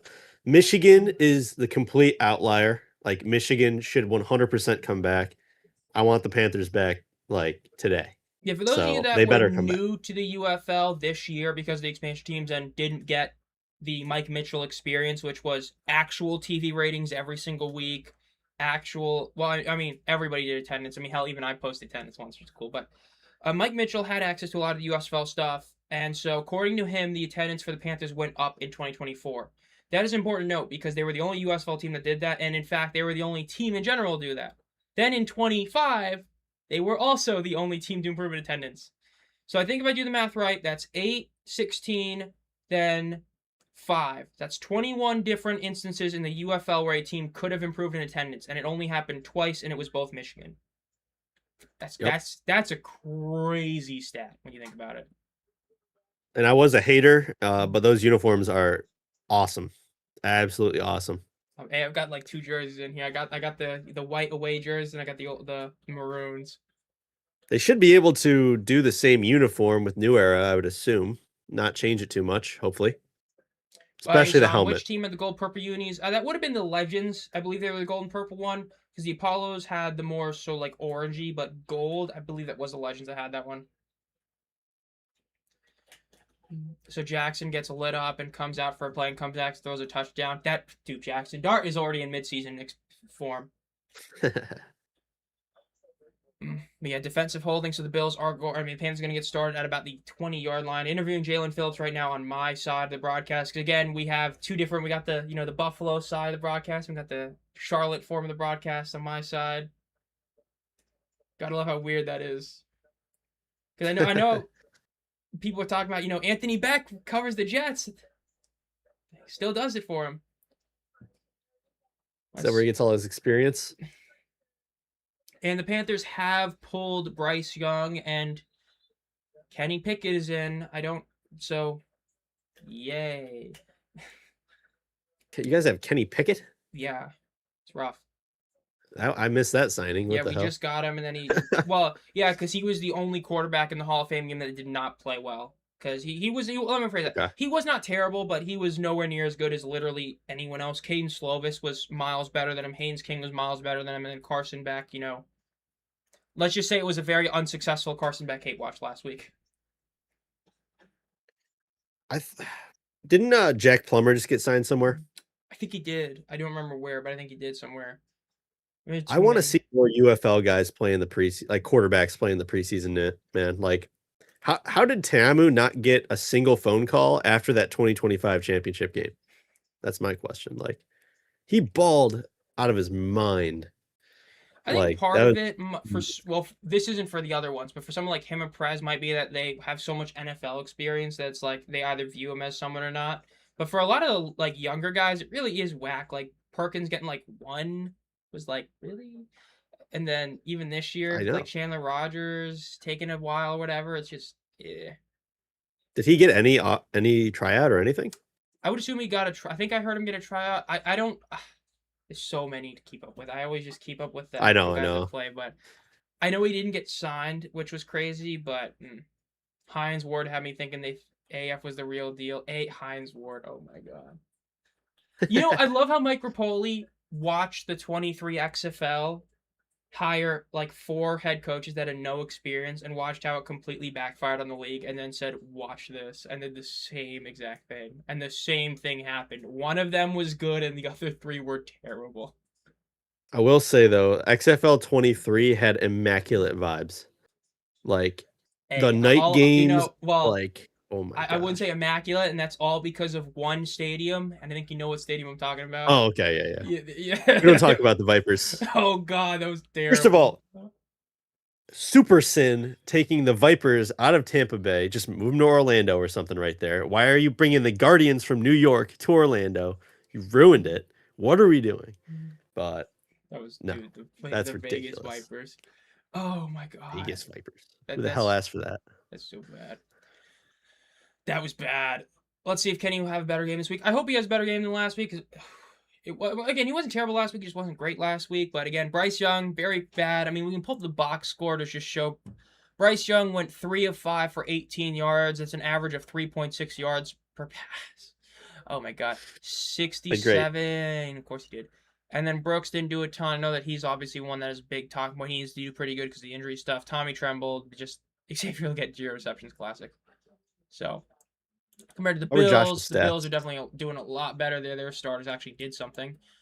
Josh Allen went 6 of 8 for 111 yards and a touchdown for a 156 passer rating. Then Kyle Allen so far has only had one incompletion, 10 of 11 for 76 yards. Wow. And then McCole Hardman Jr. is the longest rush, which is hilarious, but it's true. And then James Cook, decent. Frank Gore Jr., I forgot he's on your team. Yeah, dude. He's fighting with Ian Wheeler right now. Honestly, give me Ian Wheeler there. Honestly, I hate that Frank Gore didn't play long enough to do that. He could have. I know it would have been tough, but it would have been really cool to see them play together. He was like, what, like 3-4 years too early? I mean, surely he could have kept playing for like 3 years. Come in, just play a couple of downs. Old man Frank Gore was like Iron Man, bro. Like there's people. He was just solid. I cannot believe there are people that have a functioning brain and say he's not a Hall of Famer because, well, he didn't rush for 2,000 yards or he wasn't a 5-time All-Pro, and then we'll like sit there and like clap for like the most like above average player getting the Hall of Fame, and it's like, dude, Frank Gore is 3rd in all-time rushing yards. Like, god damn, bro. He's 3rd? Yeah. Because he overtook AP. Dude. I think he is. Let me check. He might even be 2nd. I think he's 3rd. I think he's behind. He's a shoo-in. He's behind Emmitt Smith, and then it's like Walter Payton. And I literally looked at the wrong stat. He played like at a high level for so long. No, I do not want most rushing yards in a season. Yeah, it is. Wow, I was right. Emmitt Smith at 18,355. Walter Payton 16,726. Frank Gore 1,600. I mean 16,000. Then Barry Sanders at 15,000. So there's only 4 guys that have rushed for 15,000 yards and 3 that have done 16, and he's one of them. I mean, that if that's Beast. not Hall of Famer, I don't know what is. 1, 2, 3, 4, 5, 6, 7, 8, 9,000-yard seasons as well. I mean, come on, man. Come on. His last year in the league when he was 37, he rushed for 650 yards on the Jets. I mean, that's the Jets tax, that's like about 900 yards in most other teams.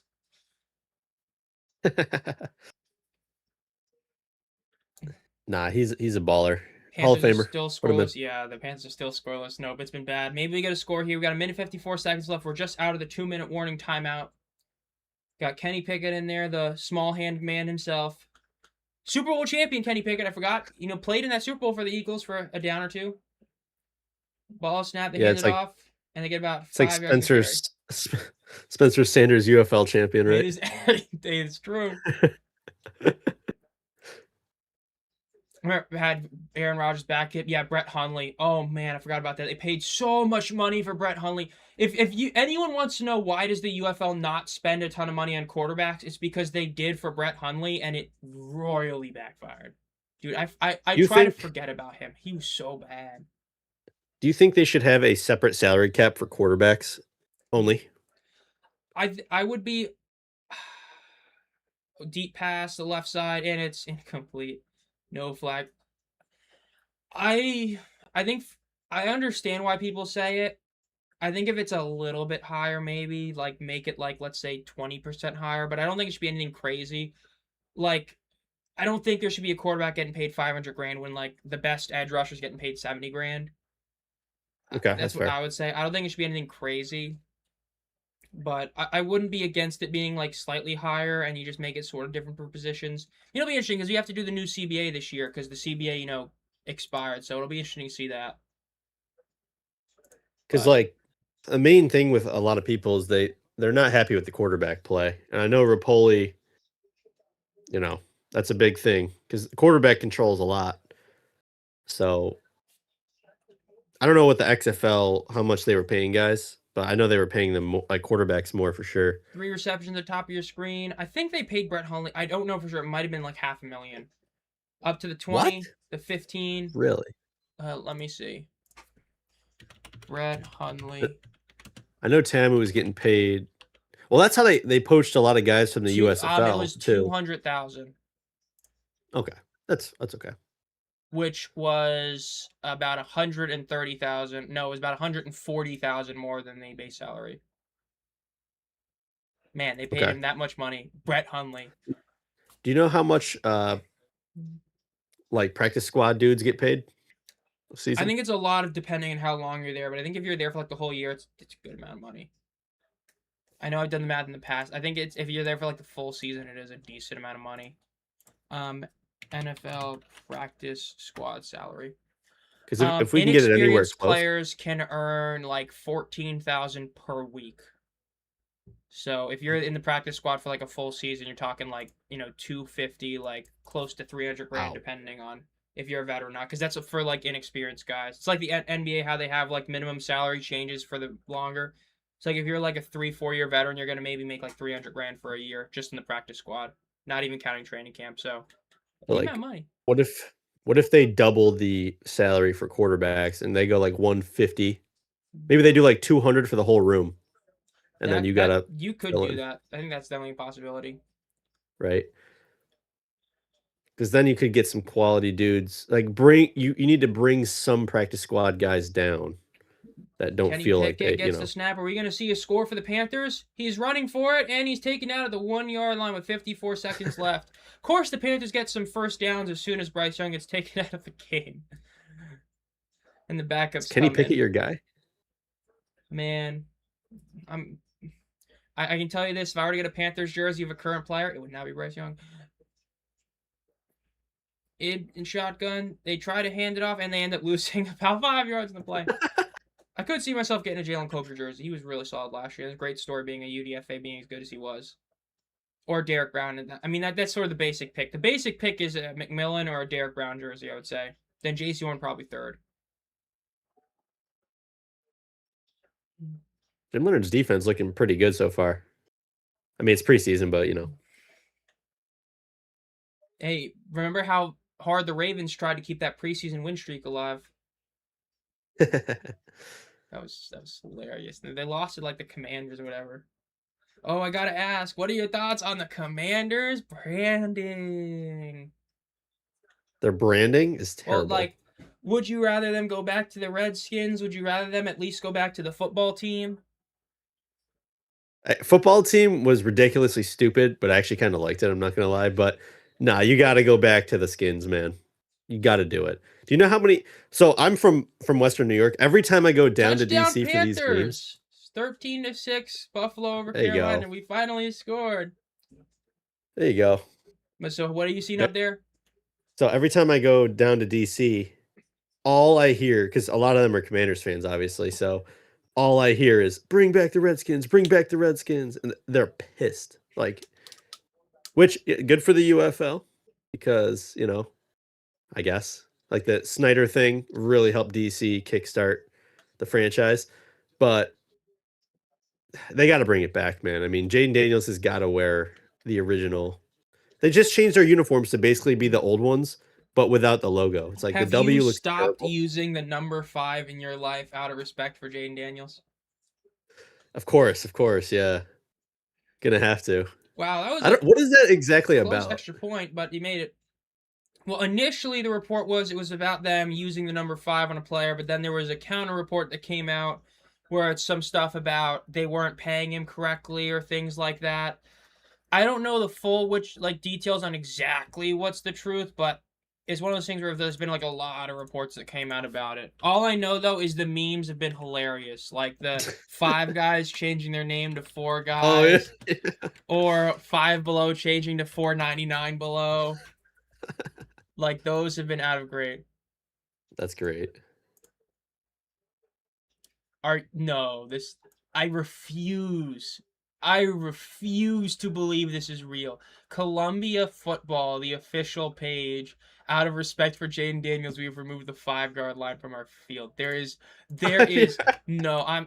I'm sending you this. There's zero shot. That is hysterical. Removing the 5-yard line. That's that's insane. With Orioles That's on, oh my awesome. god, the Orioles even did it. One of their pages said we went from 4 runs to 6 out of respect for Jaden Daniels. Gave a homeless man a $5 bill, and Jaden Daniels' mom came around the corner and shot me. Oh my god, even StubHub got in the joke. StubHub said effective immediately we were no longer offering tickets in group of 5 out of respect for Jaden Daniels. Oh, Jaden that's Daniels when awesome. he sees a 4-year-old kid celebrating their Dude, these Dude, memes are hysterical. Oh my god, this is what you want to see, the memes. NFL is so back. Dude, true. I just wish, I really hope the UFL gets more fanfare oops, because it needs more, man. It needs to become a way of life for Americans to watch NFL and then watch UFL in the offseason, man. Yeah, 23 seconds left in the half. Bills look like they might try to do something here. Ball is snapped. They throw a little dump up to the 30, and he goes down inbounds. They're probably just going to end that half there. So that's going to be the end of the half. 13-7. Bills hold the lead. Or no, they're going to call a timeout. Wow, okay. We're really Play trying callers, hard in the preseason. But hey, we'll take it. we got to get Kyle Allen ready, baby. Let's Hey, this go. is true. God forbid Josh Allen goes down. You got to have your backup ready. Oh no, we were just gonna trade him to you after the game, so we got to make him look good. He's gonna be reminiscing on the old days. Oh my gosh. Kyle Allen, bro. Get to come back. Hey, remember that time he was good for 5 weeks so he handed the ball off to Christian McCaffrey every time? The U.S. Mint is reinstating the pennies and getting rid of nickels, so Jaden won't get upset. Jaden is telling his teammates not to high five him. Oh, I that one. I said like no high fives after touchdowns and Oh, stuff I like that. forgot. Dude, that's great. Ooh, that's a dart timeout, baby. Another time after, nice little pass to Davis again, 6 yards. They're still a decent ways away from a field goal, but who knows? Maybe they go for the Hail Mary because why not? You know what? Honestly, what I'm kind of shocked that teams don't do as much in the preseason, trying the pitch drill, or where they're trying to do like the whole we're gonna pitch the ball back in the whole time. I'm kind of shocked they don't do it a lot. I would love to see them do this here. when else are you gonna practice it? I In guess real so. Yeah. action. And what's the worst that happens? The Panthers score a touchdown and win the preseason game? Like, Can't let it happen. That'll set the tone. dude, could you Nah. imagine Yeah. being a Saints No, they should. fan all those years ago when that happened, when they did the pitch drill, scored, just lost because they missed the extra point? That's the most Bills thing to do. So that I wouldn't be surprised actually. Do you remember when the Dolphins beat the Patriots because of that? They had Gronk back there. Oh, and he missed They the got cocky. tackle. Oh, it was great. Yeah, they got cocky putting him back there. They That was really thought awesome, it. though, honestly. Oh no, I'm scared to click this. Deshaun Watson is number 2 on trending. Is he actually playing the preseason game? Dude, he stinks, dude. Wow, he's actually playing well for the Browns in the preseason. Playing well? Yeah, Oh, great. apparently. But he did get strip sacked, but apparently he's made some good throws. That's crazy. What a great guy. I mean, hey, it's like, the good old NFL. If you can play football, they'll let you just do whatever. I mean, hey, I made the joke. Dude, if Henry Ruggs can still run fast, he's going to get signed the minute he steps out of jail. If the NFL blackballs him, he needs to be in the UFL day one, dude. That would be What, put him with awesome. Ted Ginn? Why not? Let's do it. That's perfect. They'll bond perfectly. 13 seconds I left really for like the the Bills. Aviators. Looks like they're going for a check down here. Gonna go out of bounds. Yep, and I guess we're gonna have 1 or 2 more plays. Either a Hail Mary or a pitch drill. Or they're gonna just kneel the ball for some reason. Are they? That makes no sense. Yeah, let's. I hope they go for the pitch drill. It'll be cool. At least the Hail Mary with Kyle Allen. Well, Kyle Allen making the throw. I don't know if he's got the arm for that. He might, but I don't know. I can't believe that he used to be he was a cult hero for a little while. Again, we had Will Greer as our backup quarterback to him. That was rough. We had Matt Corral for a hot minute before he broke his foot. Nick Corral, yeah. That 2022 draft class, baby. I forgot Orlando has him, so that he might have to start this year if Plummer doesn't come back. Yeah, I think it'll be solid for them. I think that he's built better for that offense than what AJ was. Well, I don't know what quarterback would work under the AJ McCarron Todd scheme, but I think he'll be much better being away from that. They butchered Matt Corral so bad. Dude, that was so rough. I mean, oh look, the Panthers are showing Cam Gill footage from the Kings. The broadcast area, they're showing him from the Kings. I'm just staring at Kyle Allen's season history for some reason. I care about this. What the hell? That's sick, though. I love when they do that. Dude, especially because we don't even have a team near us. The closest team in NC is literally the damn DC Defenders. Let's go. Hey, we still got room over here, bro. We got plenty of room. Get a Tamu jersey, you're set. Hey, big appreciate Marv. You guys keep watching the stream, even if you're gonna be heading to work. Hope you have a good day at work, man. We got Hunter Decker's cooking. Someone said. Who's he playing for? Isn't he on the Saints as well? I think he's with Tanner Brown, right? Is he? Sweet. Bills just tried to do a little dump off pass. Would have loved to see something else, but you know what? It is what it is. 13-7 is going to be your halftime score. Bills over the Panthers as you head to halftime. Hunter Decker's underrated, man. Dude, there were people that were stunned. Again, I'm not going to make a Reddit account for it, but people were stunned in the Reddit post when Callywood, by the way, again, I know he was here earlier, W. Callywood, literally one of the pillars of the UFL community, literally the only reason the Reddit is as good as it is, but I remember people being stunned that I put Hunter Deckers in my top 5 quarterbacks, and it's like, dude, if he was the starter that whole year for Houston and doesn't get hurt, that team makes the playoffs. I mean, 100%, right? I mean, 100%. Dude, it's one thing to be like, oh, well, they played a slightly injured Nolan Henderson or something. Like, dude, they were playing Talia Tagovailoa for a third of the season. I was going to say we were at that game, the first DC home game this year against. Yeah. Oh my God.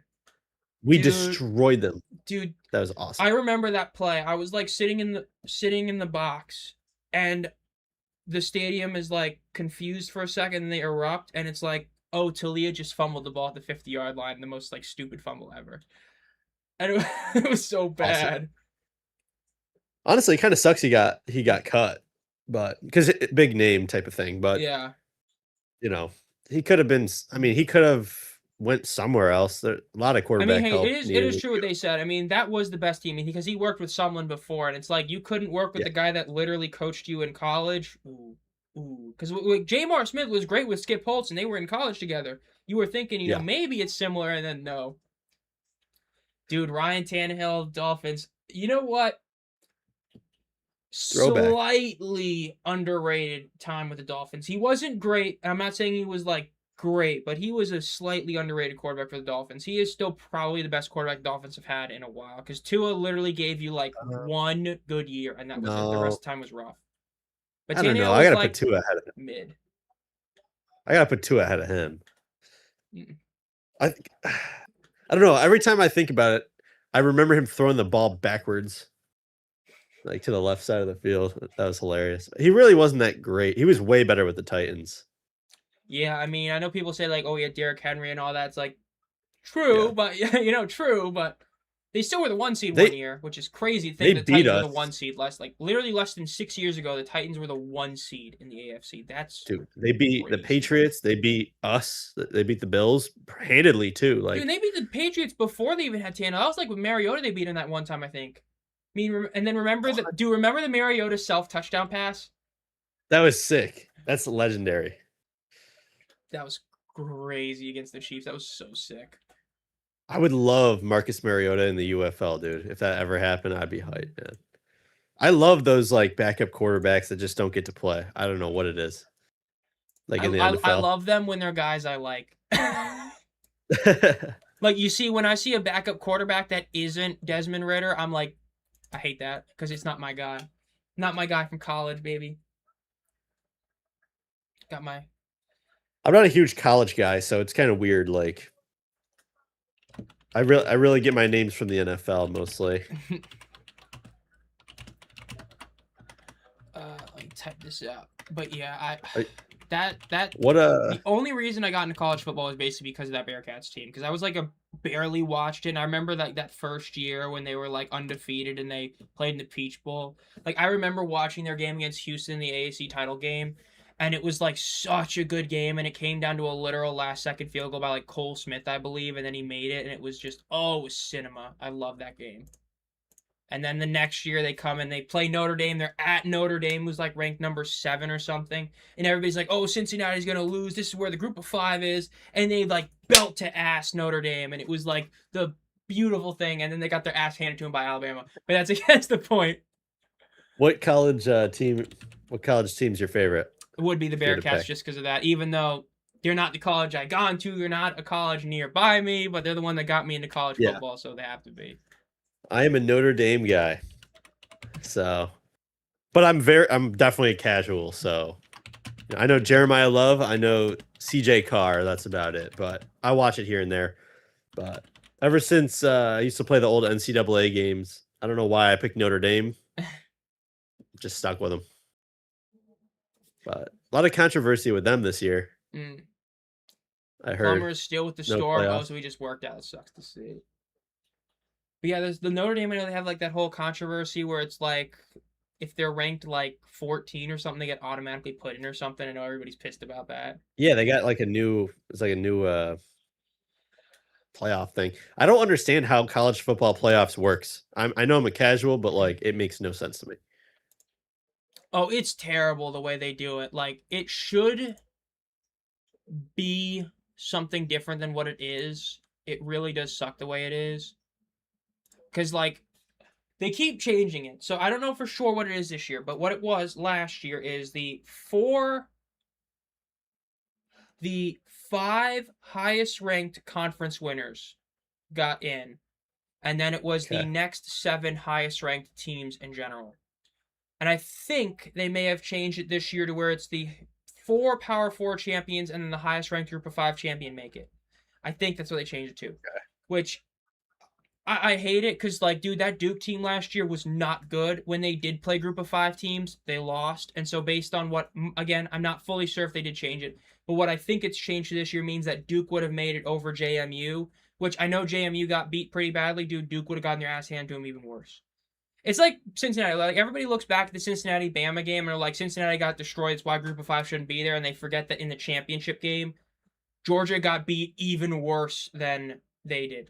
Like Georgia got destroyed by Bama that year, and then obviously TCU when they made it to the championship game and they got belt to ass as well by Georgia or whatever.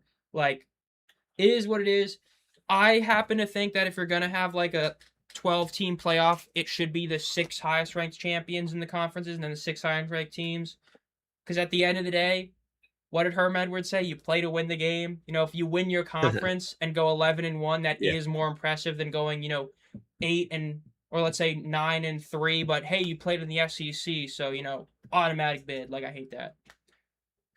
Yeah, it's super confusing. And how do they rank the teams? Do they just like have a group of people that are like, all right, that one's better than They have that a one? group of people that just say, "Here it is," and like it's the That most is, like, "What are we doing, bro?"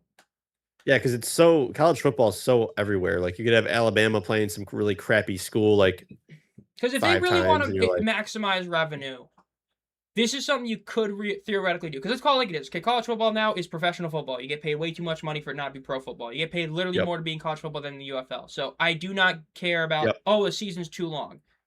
20-team playoff format, right? Because now the Pac-12 is back. The 10 okay, champions all make the playoffs. Snap of the fingers guaranteed. The rankings only matters for the other 10 teams. So the 10 highest ranked non-champions make it and the 10 champions make it. You make it to where, let's say you have it's like 8 teams get a first round bye, or no, you would do it where you have 12 teams get a bye, the 12 highest ranked teams get a bye, and you do like a play-in like the NBA, yeah, where the okay, bottom 8 teams play each other, and then the top 4 that win make it, and that makes it a 16-team bracket. I think that works perfect. okay, That's what I would all right, do. yeah. I think that would be the way you should do it. They're not gonna do it because it's a good decision, and college football, NCAA. I don't know who's worse, the NCAA or the UFL at going against good decisions, but well, That's debatable. I will say this. I want to get your opinion on this before we start the half. The Stallions are too big of a brand relative to the UFL size to get rid of the branding entirely. Them and the Battlehawks are the only 2 brands that the non-UFL fan will instantly recognize. And there's no reason to get rid of the Stallions branding just because you're moving them. What are your thoughts on that statement? I think DC's included in that. I think those are the 3. I think with the most legacy and time being together. But I would agree. I think I really like the Boise Stallions idea. The problem is do you not change the colors? Do you not change the uniforms? I What are did you say gonna do? it'd be hey, but think about it. Think about how funny it would be watching the red and gold Stallions playing on the blue turf against like the orange Orlando Storm. Like Makes no sense. well, I mean, That's hey, why Mike like Rapoli has proven that he does not care about spending money. That's the one thing I talked to some people saying yeah, he's a cheapskate. That's the one thing he's not. He will spend money. He already made a third yeah. uniform for the Stallions and the Storm. Why not make a 4th one? You could make like a blue jersey for the Stallions and have it be like an alt one. And I know you can't buy the branding because, well, they probably won't. But maybe like make a jersey that's similar to like the Salt Lake Stallions since they had a bluish color scheme, or a jersey closest the Boise Broncos. Like you could give him a 4th jersey because like why not? I don't know. I don't think you can go blue. It's like so far off. It's like the Bills gray. It's like people are gonna be like, "What the hell is this?" But I don't know.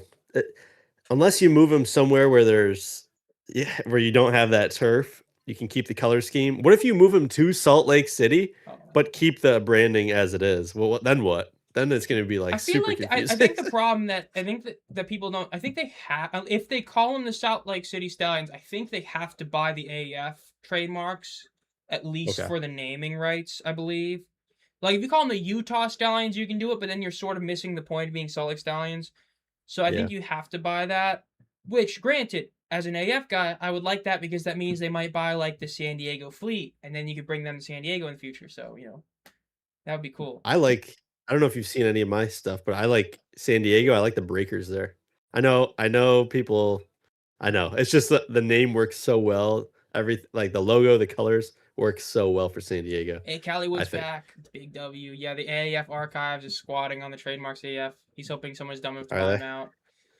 Yeah, I remember that's the thing that I've heard is terrible, which sucks, dude. It really is rough. Come Because on, these man. AAF trademarks, dude, Seriously. imagine the hot shots in this league, bro. That would be so good. No, dude. No. What? What about the Birmingham Iron, bro? You just say F it, bring back a team in Birmingham, can't bring back the Iron? You can't bring him back there. You know how annoyed they would be? No, but I think the Hot Shots brand is just the ugliest thing I've ever seen, in my opinion. Oh, But you hate the green. green, yellow, orange. Oh, dude, that's bad. Notre They're a Dame good got team, though, robbed from but a playoff spot for. I will say they got robbed X. over Miami. I get it. Miami made the championship, but heading into that decision, the idea they went on a 2-point game that was in Miami as the reason for Miami to get in over Notre Dame was just like what? I couldn't believe it. Like that's what I say. I do think that JMU and I forgot the other one because I always get Tulsa and the other one mixed up. It's not Tulsa, it's Tulane. I do think they both deserved it because, like I said, winning a conference matters, and if Notre Dame is still not in a conference, that's on them. But they should have gotten in over Miami. I do think that. I know it's an unpopular opinion. I understand Miami made it to the final. Notre Dame could have made it there as well. And you know what, though? That championship game was a successful Carson Beck hate watch. There you go. Yeah. I don't know.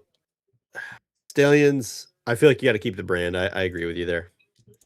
Yeah, like, dude, imagine if, like, an NFL fan is watching the Cowboys and they're like, the former Birmingham Stallion player Brandon Aubrey, and they're like, ooh, the Stallions? Let me look that team up. Yeah. And then it's just non existent. And plus, like, you're gonna look back at UFL history and be like, "Oh, who won the first ever UFL championship? Oh, a team that doesn't Former exist anymore." Philadelphia star receiver Maurice Alexander just scored a touchdown for the Bears.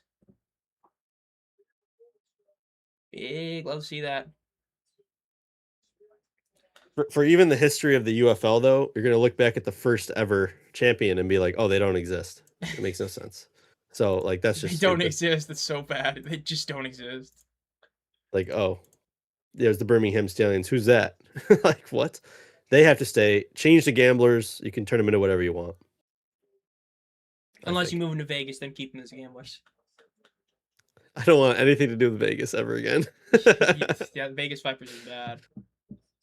But man, dude, seriously, Brandon Sorsby with the Vegas Gamblers, that would just, you literally couldn't write a better script than that. Stallions Just are top anyone tier. that DC ever definitely bets included has in to the go there. Kings branding. Yeah, especially if what they've said about the Kings season ticket numbers for next year are being true. I mean, that team really could become like another one. That could be because we're sort of missing that fourth Mount Rushmore head of like spring football team. The Panthers still probably hold that fourth spot somehow, which is hysterical, but they probably do. But the Kings definitely have a really good case for that. They have another good year next year. You see Rapoli's apology to DC and St. Louis? Return is up to 30. I saw it and I'm like, I've seen this. I've heard this 80 times. He even said it like a month ago. I'm like, bruh, I'll wait till I see it. That's my whole thing. I'm gonna wait till I see it about him doing more marketing. It's definitely true though, because when I was in DC, I would ask people, "Hey, do you know what the Defenders are? Have you seen anything?" Nothing, dude. Like even the people in the stands, they were like, "Dude, like if I didn't tell someone about this, they wouldn't know this existed." Sucks. You know. Panthers got the ball to start this half. It's gonna be rough, but hopefully they do better. They did get touched on the end of the game or the end of the half, so maybe they do something here, but we'll see. They fake the handoff, and Pickett throws the dump out about a 4-yard gain. Pickett not wearing double gloves today. Dude, Audi Field is it's still so crazy to me that you just walk through like residential housing and then Audi Field's just right there. It's actually I don't mind the spot, I don't think. No, I just think it's weird because like it's not like St. Louis where it's just like in the middle of a city. It's like it's not in the heart of DC because it's like where the like housing is, so it's just like you don't expect it. You could miss it. Like you could literally miss it. You could drive right by and be like, "Whoa, I don't know what that is." Pickett's gonna run and he gets the first down unless they say he slid too early. And I got Dan Morgan, our GM, in the booth right now as our special guest booth guy. Jules, that's my favorite part about local broadcasts. It's one thing I do like the preseason. They show local broadcasts. They always get like the guests to come in and all that. That I is mean, cool. I didn't realize that for a while when I was younger, but I think it's pretty cool. Like I got the local Bills guys on right now, radio dudes. Pretty cool. I mean, hey, maybe we'll have another instance of the president going in the booth, being like, "That was a great run. It was a third and one for the Panthers I first know down." great football. That was the best football. Dude, I literally brought up the tweet because we were talking about Joe Flacco. You remember the classic Joe Flacco tweet? Well, actually, I think Joe Flacco is very elite, right? That classic clip from like 2015 or something. Yeah. That's a great one. Oh, dude. Joe Flacco is elite. Pickett had a touchdown on that last play, dude. He did not throw. Wide open touchdown. You got Kenny Pickett, baby.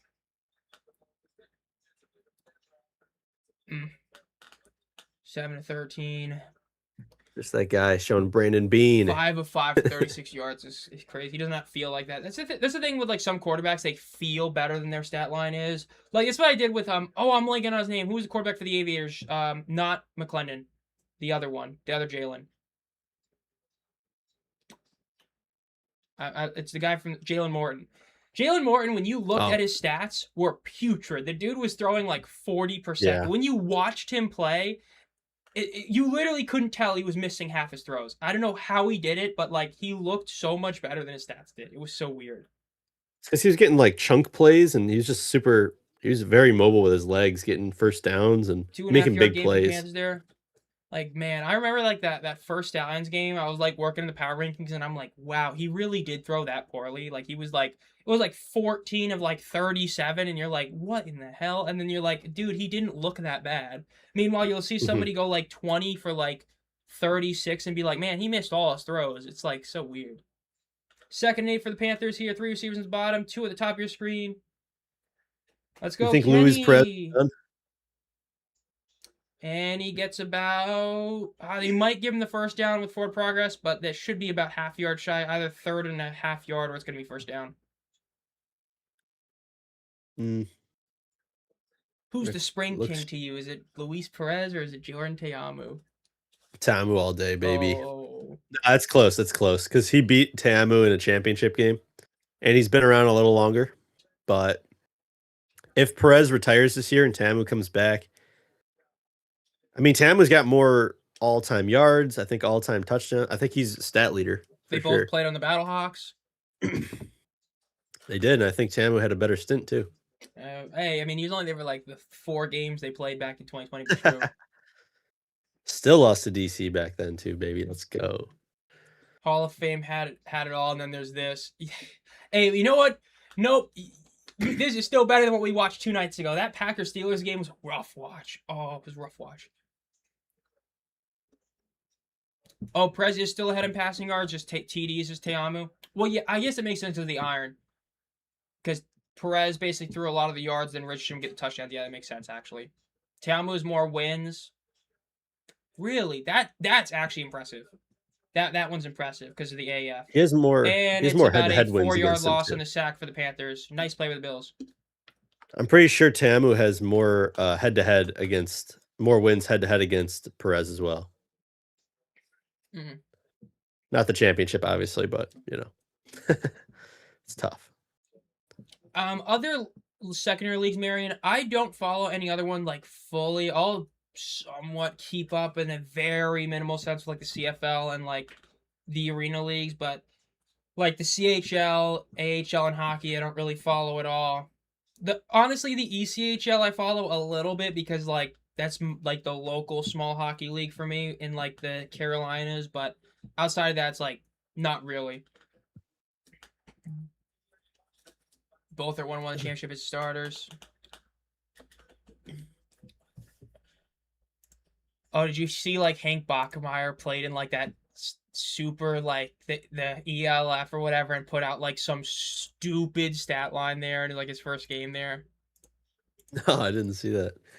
I think he put up like 500 something yards after being there for like 2 What? days. It was like crazy. My God. Well, it's like that's the thing. When people talk about where does UFL rank on spring leagues or on not NFL, it really is like 2 or 3 with the CFL. About a 7-yard reception right there for the Carolina Panthers there. Because like we saw Reed Sinnett, for those of you who don't remember, he was the Roughnecks quarterback for a little while, who was I'll be nice and say he was mid.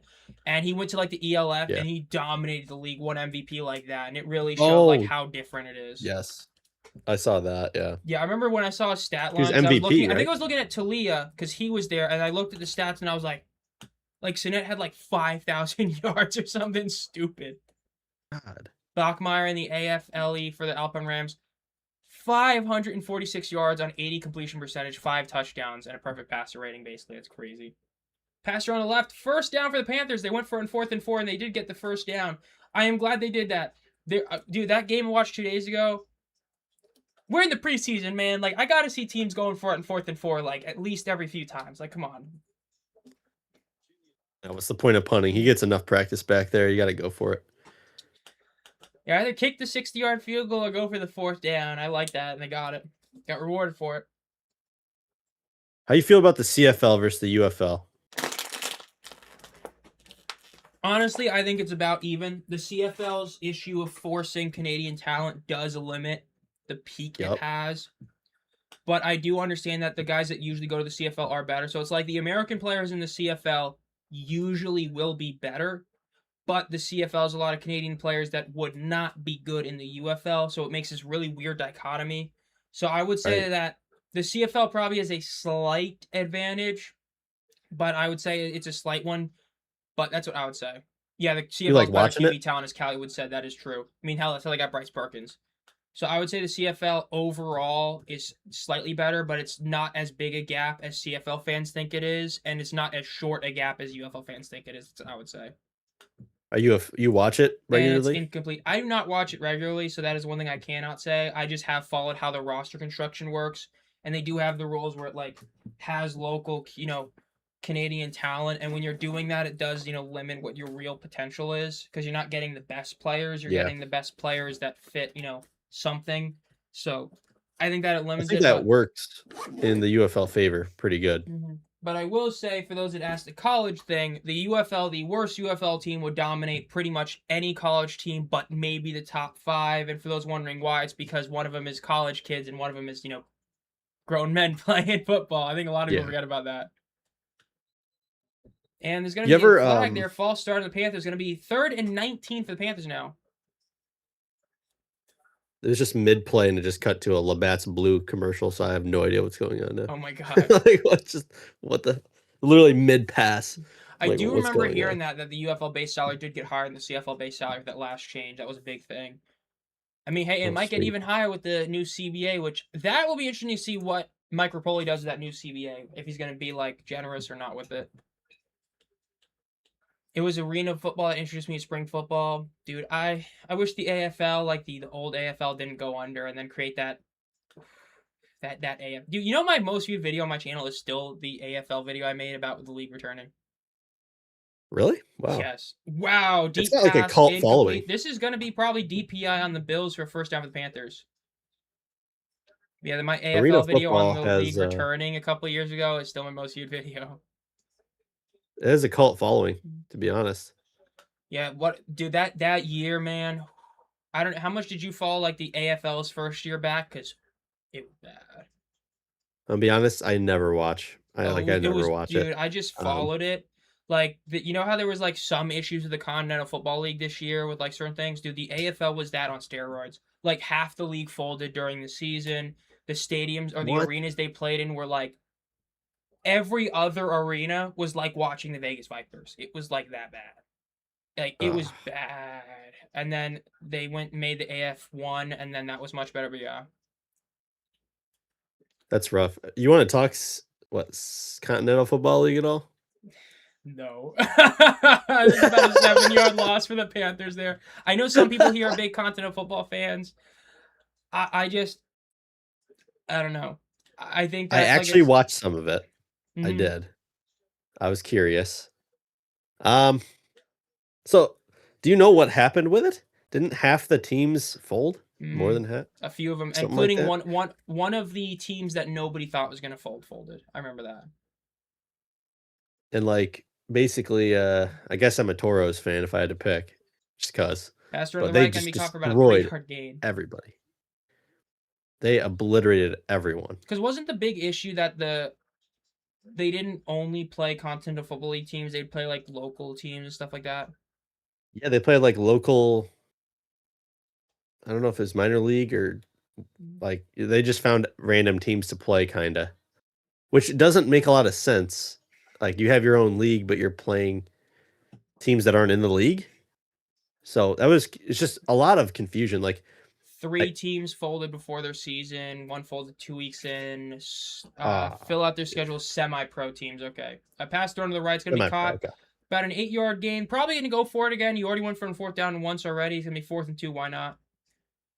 So I guess that's what it was. They had to fill the schedule out, which That's just not great. I will say, the Like Toros, I did like how they really tried to like make themselves bigger than they are by like calling out UFL teams. I think that was smart in their part. I think that was smart in UFL their part. That's like teams, marketing. UFL team would crush them. Like let's be honest. So, like They're gonna go for it in 4th and yeah, 2. but They get pressured and great pass breakup by the Bills right there. Got some huge pressure, was able to break that pass up, and so the Panthers have that long drive for nothing. nice. Go. Scores were stupid, like Kill goal, 75-0 when the CFL teams played the dude. semi-pro Yeah, teams. bro. Like honestly, no blowouts are cool, but that type of blowout every week, that gets like you almost get uninterested in a bad way. Like Yeah, the it's like parody was so it's bad. like if like the prime Alabama Crimson Tide when Nick Saban played like a D2 college every single week. It's like, what are we doing? Like yeah, the parody was just not good at all. I get it, and like I don't know. So the league, I don't know who created the league, but I know United Football Media was real hard, like real big on it. I know the oh my gosh, I forgot his name, the Brahma guy. Oh my gosh, I should definitely know his name. Cam Eccles Josh. Hooper was I know looking his like name's Josh. Jerry Rice out there. I don't know. What do you see with the Continental Football League? You think it's gonna I continue? I think if they do come back next year, it'll be much better than this past year. I think it's a lot like AF1. Yeah. Like the AFL that year was a complete flop. And then they realized a lot of their mistakes, kicked guys out that shouldn't be there, and they got better. Still very much less than the IFL, but still there. I think it's probably gonna be similar to that. It's gonna come back next year, be a little bit better, but it's still not gonna be like the same level. And I think that if you're like an alt football fan, because again, if you don't like arena football, that's different story. But if you just like football, you're probably going to prefer watching the CFL, UFL, IFL, AF1 over it. But it still would be that option that you could watch instead of, let's say, the ELF, the European Football League. So I could see that. That's what I would probably see. Okay. Yeah, shout out Kelly Wood. He's got all the answers, man. Josh from Brahma Bullpen. So he owns the Toros, I think, with I can't remember the name. But yeah, he owns part of it at least. I know that. Tried to save face by rebranding the 26 as a preseason. Yes, I heard that. So they're like, this is the season. And then it didn't work out. And they're like, actually, that was a preview. Next season's the real season. It's like, okay.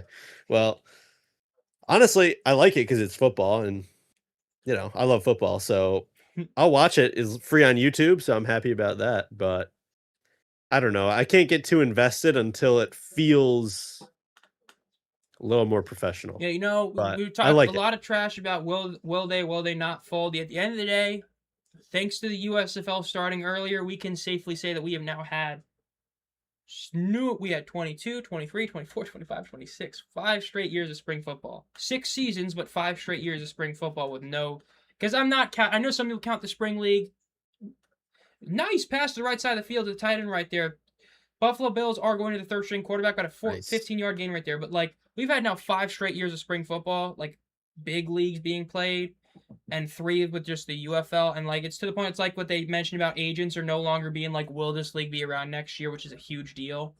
So I Right. definitely agree because that's part of why I didn't want to get invested with the Continental Football League or even the AFL to that extent was like I got to know it's going to be around and I got to have that Right. feeling.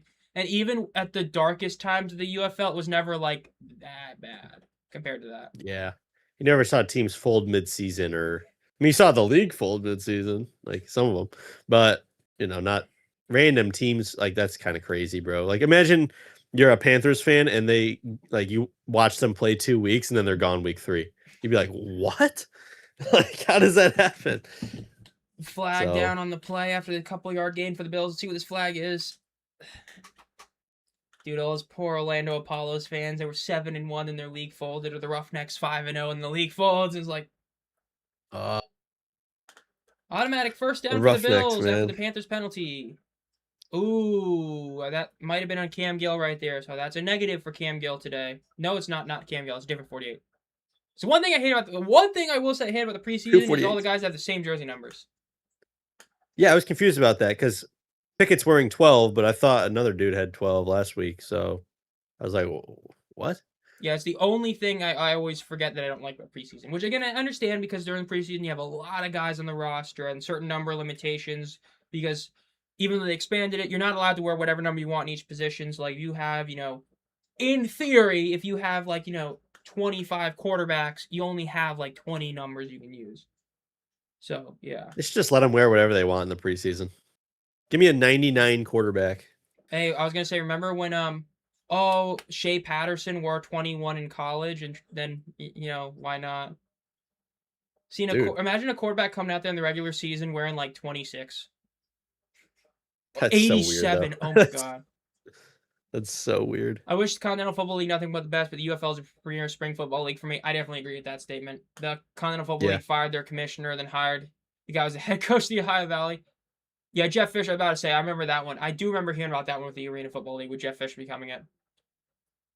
Callie would say, and it's a janky, unorganized league, but I still hope for the best for the sake of the players.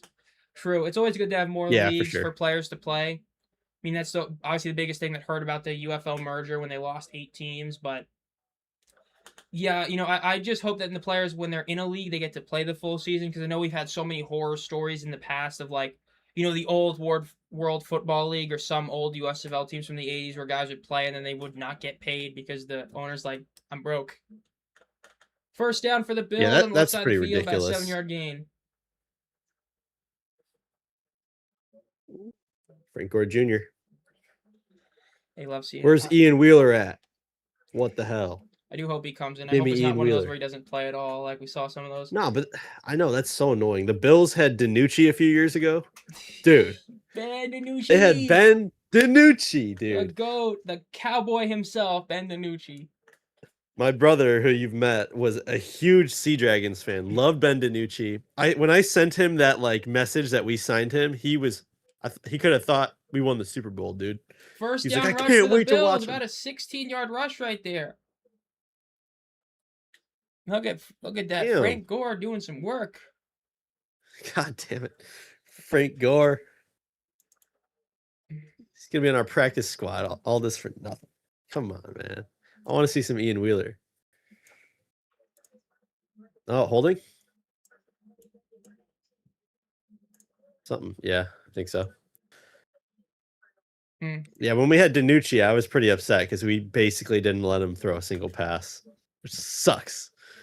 Man, I know what you mean. Some of these DiNucci is like so you fun, get a man. cool backup, and they don't even get a chance to play in the preseason at all, and you're like, what was the point of bringing him in? Like, I understand if he plays as a third stringer, he doesn't do much. You cut him, but like if you sign a guy and they don't even let him play, it's like, bro, what's the point? Having a backup cool for the thing, backup we had for the backup, like. The cool thing was we had Deion Kane as well, so that would have been a crazy thing to watch. That would have been so fun. Dude, I low-key forgot how good he was in 2025. I remember looking back my top 10 players videos. Dude, he was so good that year. Oh my god. He was cracked, yeah. Rolling out to the left. Deep throw for the Bills, and it's a bit too far, incomplete. Would have been a touchdown. Because I remembered that I did not put Teamu or Perkins at number 1 on my list last year. And so I went back to look and forgot who I did. Not Deion Kane, then I instantly remembered, yeah, he was crazy. As MVP? No. Like my list of the top 10 players of 2025. Oh, top 10 players. Yeah, I remember I did not put Perkins or Teamu there. because I just didn't think either of them were the best player in the league, but I forgot who it was. Yeah. And when I saw it was Deion Kane, I'm like, oh yeah, that's right. He was literally that insane last year for the Stallions. 2nd and 18 for the Bills. Throws it quick to the left, going to be caught for about a 7-yard gain. The 2025 UFL season was special, man. Why am I not shocked that DC Defenders fan is saying that? That was something. Dude, Bryce Perkins was insane. I don't think you understand the fear I had going into that championship game. Dude, I don't think you understand the fear I had knowing Danny Etling was somehow going to appear in that game. You guys love Danny Etling. How do you feel about EJ Perry, by the way? I don't hate him.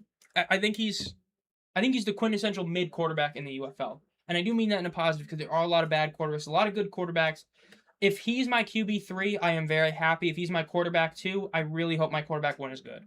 But if he's not my QB3, I am thrilled. I would love him as a QB3. He's the kind of guy that can come in like that and play decently well for a game or two. That's what I'd say. Like, I like the peaks of T. Will better, Troy Williams, but EJ Perry is the more consistent guy. Like, if he's my quarterback 3 and he has to play 2 games, I have no problem with that. Yeah, I think he's pretty solid too. I really liked him. I liked him with the Showboats, honestly, for a bit.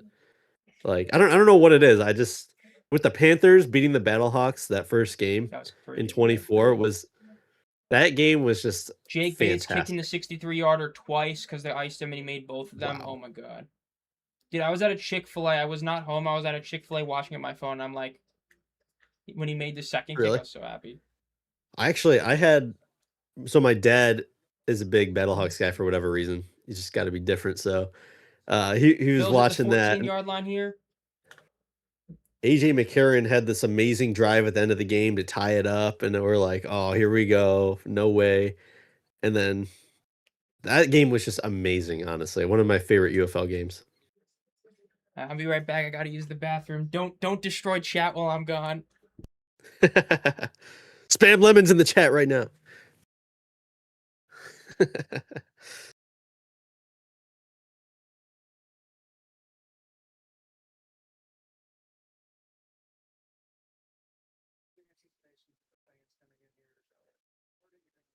are you guys thinking about this NFL season? You happy or are you missing the UFL? Because personally, I'm kind of missing the UFL. I'm not going to lie. Like, I love the NFL. I love the Buffalo Bills. Been a Bills fan since I was a kid, but UFL, not sure why, hits different for me. I just really love it.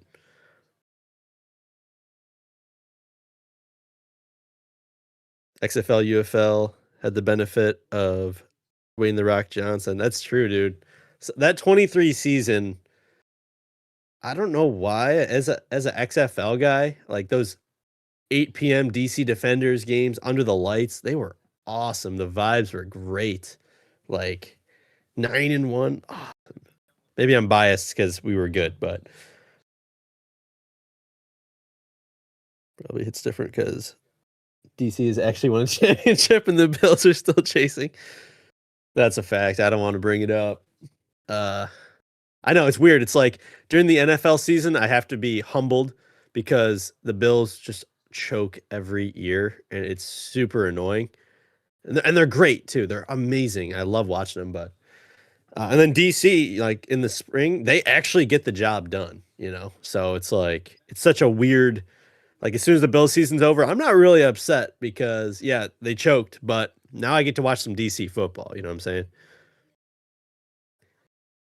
My NFL team. Yep, it's the Buffalo Bills. Good and a bad thing. Good and a bad thing. Bills, Giants, Super Bowl. Never forget. Luckily, I don't have to remember because I wasn't even born. So, you know, my dad feels that one, though. That's for sure. That was probably devastating, dude. I can't imagine it. I'm worried about if the Bills do get over the hump, get into the Super Bowl. If they lose the Super Bowl, that's worse than not even getting there, dude. Like, to be honest. So that would be like, you think that the pain can't get worse? It can. Like, that sucks. Bill, oh my god, of course that's what I see in chat as soon as I get back. Bill's 0-4 in a row. Oh my god. Yeah. Oh, it's a great time. That's why I was saying the Bills season gets me real down towards the end, but at least I have DC right after that because they can actually get the job done. Hey, this is true. Always had a soft spot. Oh, for Bills got a field goal. 16-7. 16-7. Can you believe Carson Beck's stat line was 6 of 7 for 67 yards at one point? Legend. I'm glad as a society that we're kind of over that one. Yeah, that's still one of those. Like, I know it's true because people make the joke, like, you know, especially like for us, like we had the stupid meme, I get, but like, dude, 6-7 was so stupid. We had a lot of good lingo back then. We had swag. We had what else did we have? Lit. Yeah, lit was huge. Fire. I don't know if that was us or after. Yeah, I feel like it sometimes it blends. Like, I don't even remember when Yeah. "rip" started being the phrase that everybody used. But I know, like, you know, that in the modern days you got like all the like, you know, I don't even want to say the phrase because I know there's like that. I don't even want to say some of the stuff because it's like, ugh. You're a skibbity toilet type of guy. Oh my god, dude! I still don't know what that is. It's just a lot of money in that show. Apparently, it means in Fortnite. Of course, everything's in Fortnite, dude. Yeah, pretty much. Dude, Fortnite is just everything. If they can monetize it, it's in there. Seriously. It's crazy, but we are in commercial break right now. See the Falcons. I mean, the Falcons are basically the same as us. They, you know, got to a couple, and that's about it. Like, you know, the Falcons though now it's rough. Yeah. You are Falcons. Oh man, that's tough. Is that their only Super Bowl appearance? They have the one against the Patriots, and they have the one against the Broncos, and the Broncos whooped them in that terrible Super Bowl, the Dirty Bird year. It's like in 90. Oh, okay. 90. I think it was 98 or 97. It was like the year or two before the Rams did. That's when like Terrell Davis and John Elway just like kicked their ass. Returns up to about the 25-yard line for the Panthers. At least a generation. I don't know. Might be more. That was bad. You blew a 28-3 lead with 18 minutes left. I mean, oh my god.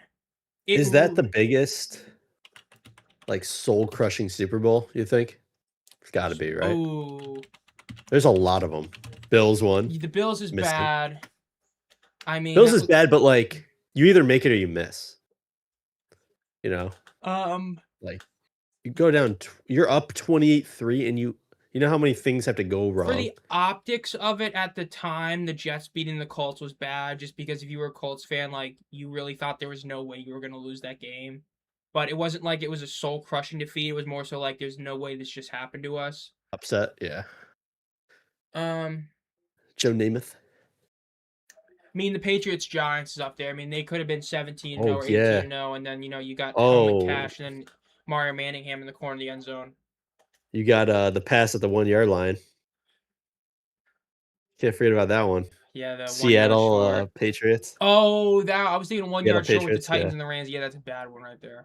1 yard short is tough too. Yeah. Oh my gosh. Because you were that close. That's rough. You were 1 yard short. That's bad. Broncos getting their shit kicked by the Seahawks. Yeah, that was bad. First play of the game, ball goes over Peyton Manning's head, and the Seahawks score. I remember my teacher in school, like the next day, it was like a science teacher and teaching us about gravity or something. I don't know. And she was like, showed that play, like the ball going. She's like, yeah, see, like it was like the day after the Super Bowl or whatever. Oh my God. And for whatever reason, I wasn't even a Broncos fan, but I was just mad because I wanted the Broncos to win. that was something bad. That's terrible. But 28-3. But like, that's got to be the worst. If you get blown out in the Super Bowl, you could be like, well, shoot, maybe we shouldn't have been there. Yeah, like Patriots this year. You know, Drake going from Drake May to Drake the schedule May. That's got to be such a huge loss for Orr. He went from his nickname being his literal name to being the schedule. That's so bad. And the worst part is that goes hard, like the schedule, and then you think of Drake May. It's like, because that's what a good nickname is. You say the nickname and you immediately go, that's who it is. Like, when you think of 9, you immediately know who you're thinking of. That's my guy. Or if man, Justin Herbert, baby. If man. That's great, dude. I love if man. He's such a Chargers quarterback. Yeah, but think about it, dude. If his offensive line was healthy last year, they would have been good. You know, like, think about it. If he didn't have Staley as his head coach for his first couple of years, oh my god. Yeah. 100%, yeah. Pickett Yeah. throws, caught up to the 30-yard line, 3-yard gain. Kenny Pickett, dude. Oh my god. Hypothetical if I player was of a the year, Kenny millionaire, Pickett.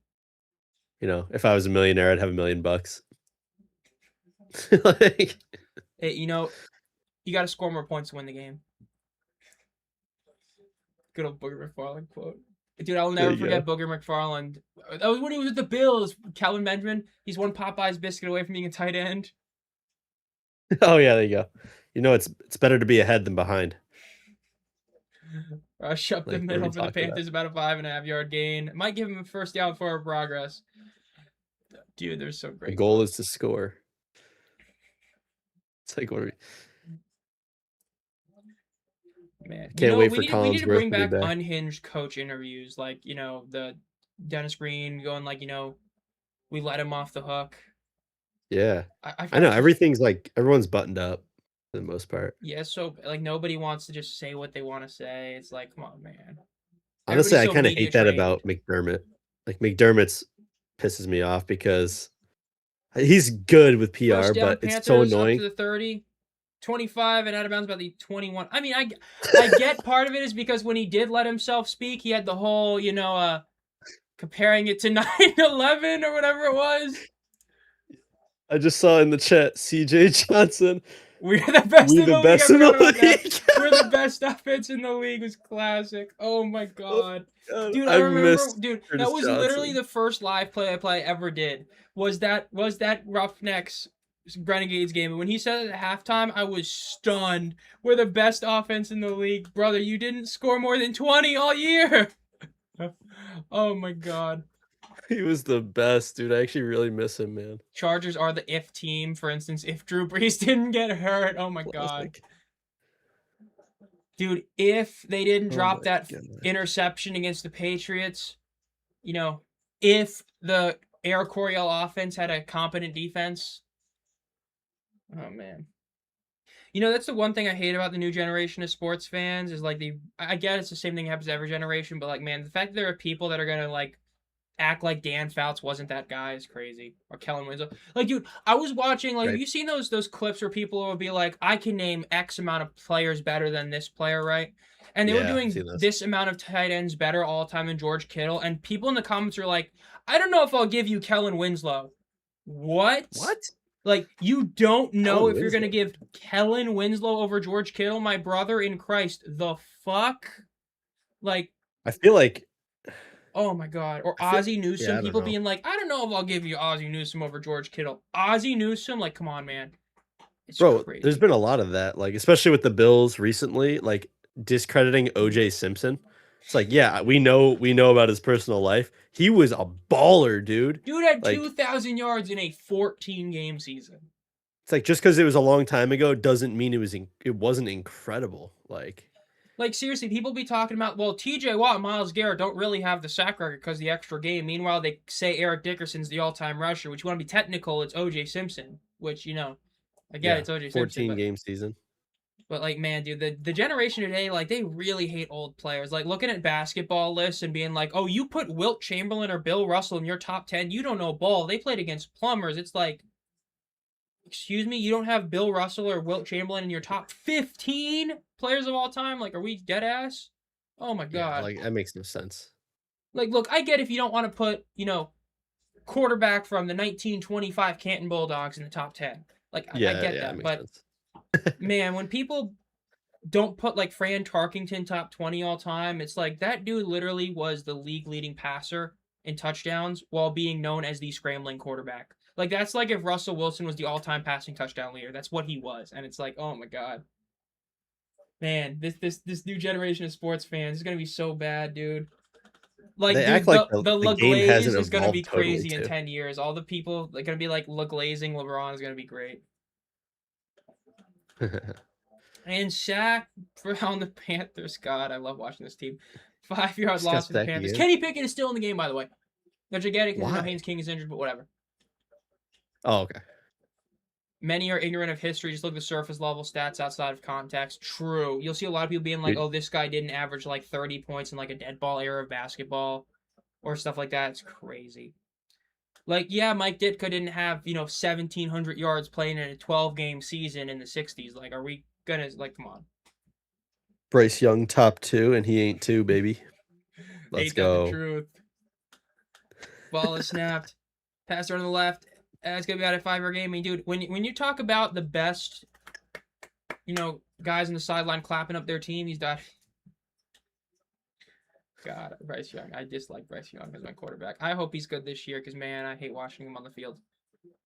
Like, dude, you don't get it because you're not a Panthers fan, but you probably get it to some degree when Josh Allen was a rookie. But Bryce Young, that rookie year, everybody said, oh, CJ has a better team around him. If Bryce had that offense, Bryce would be great.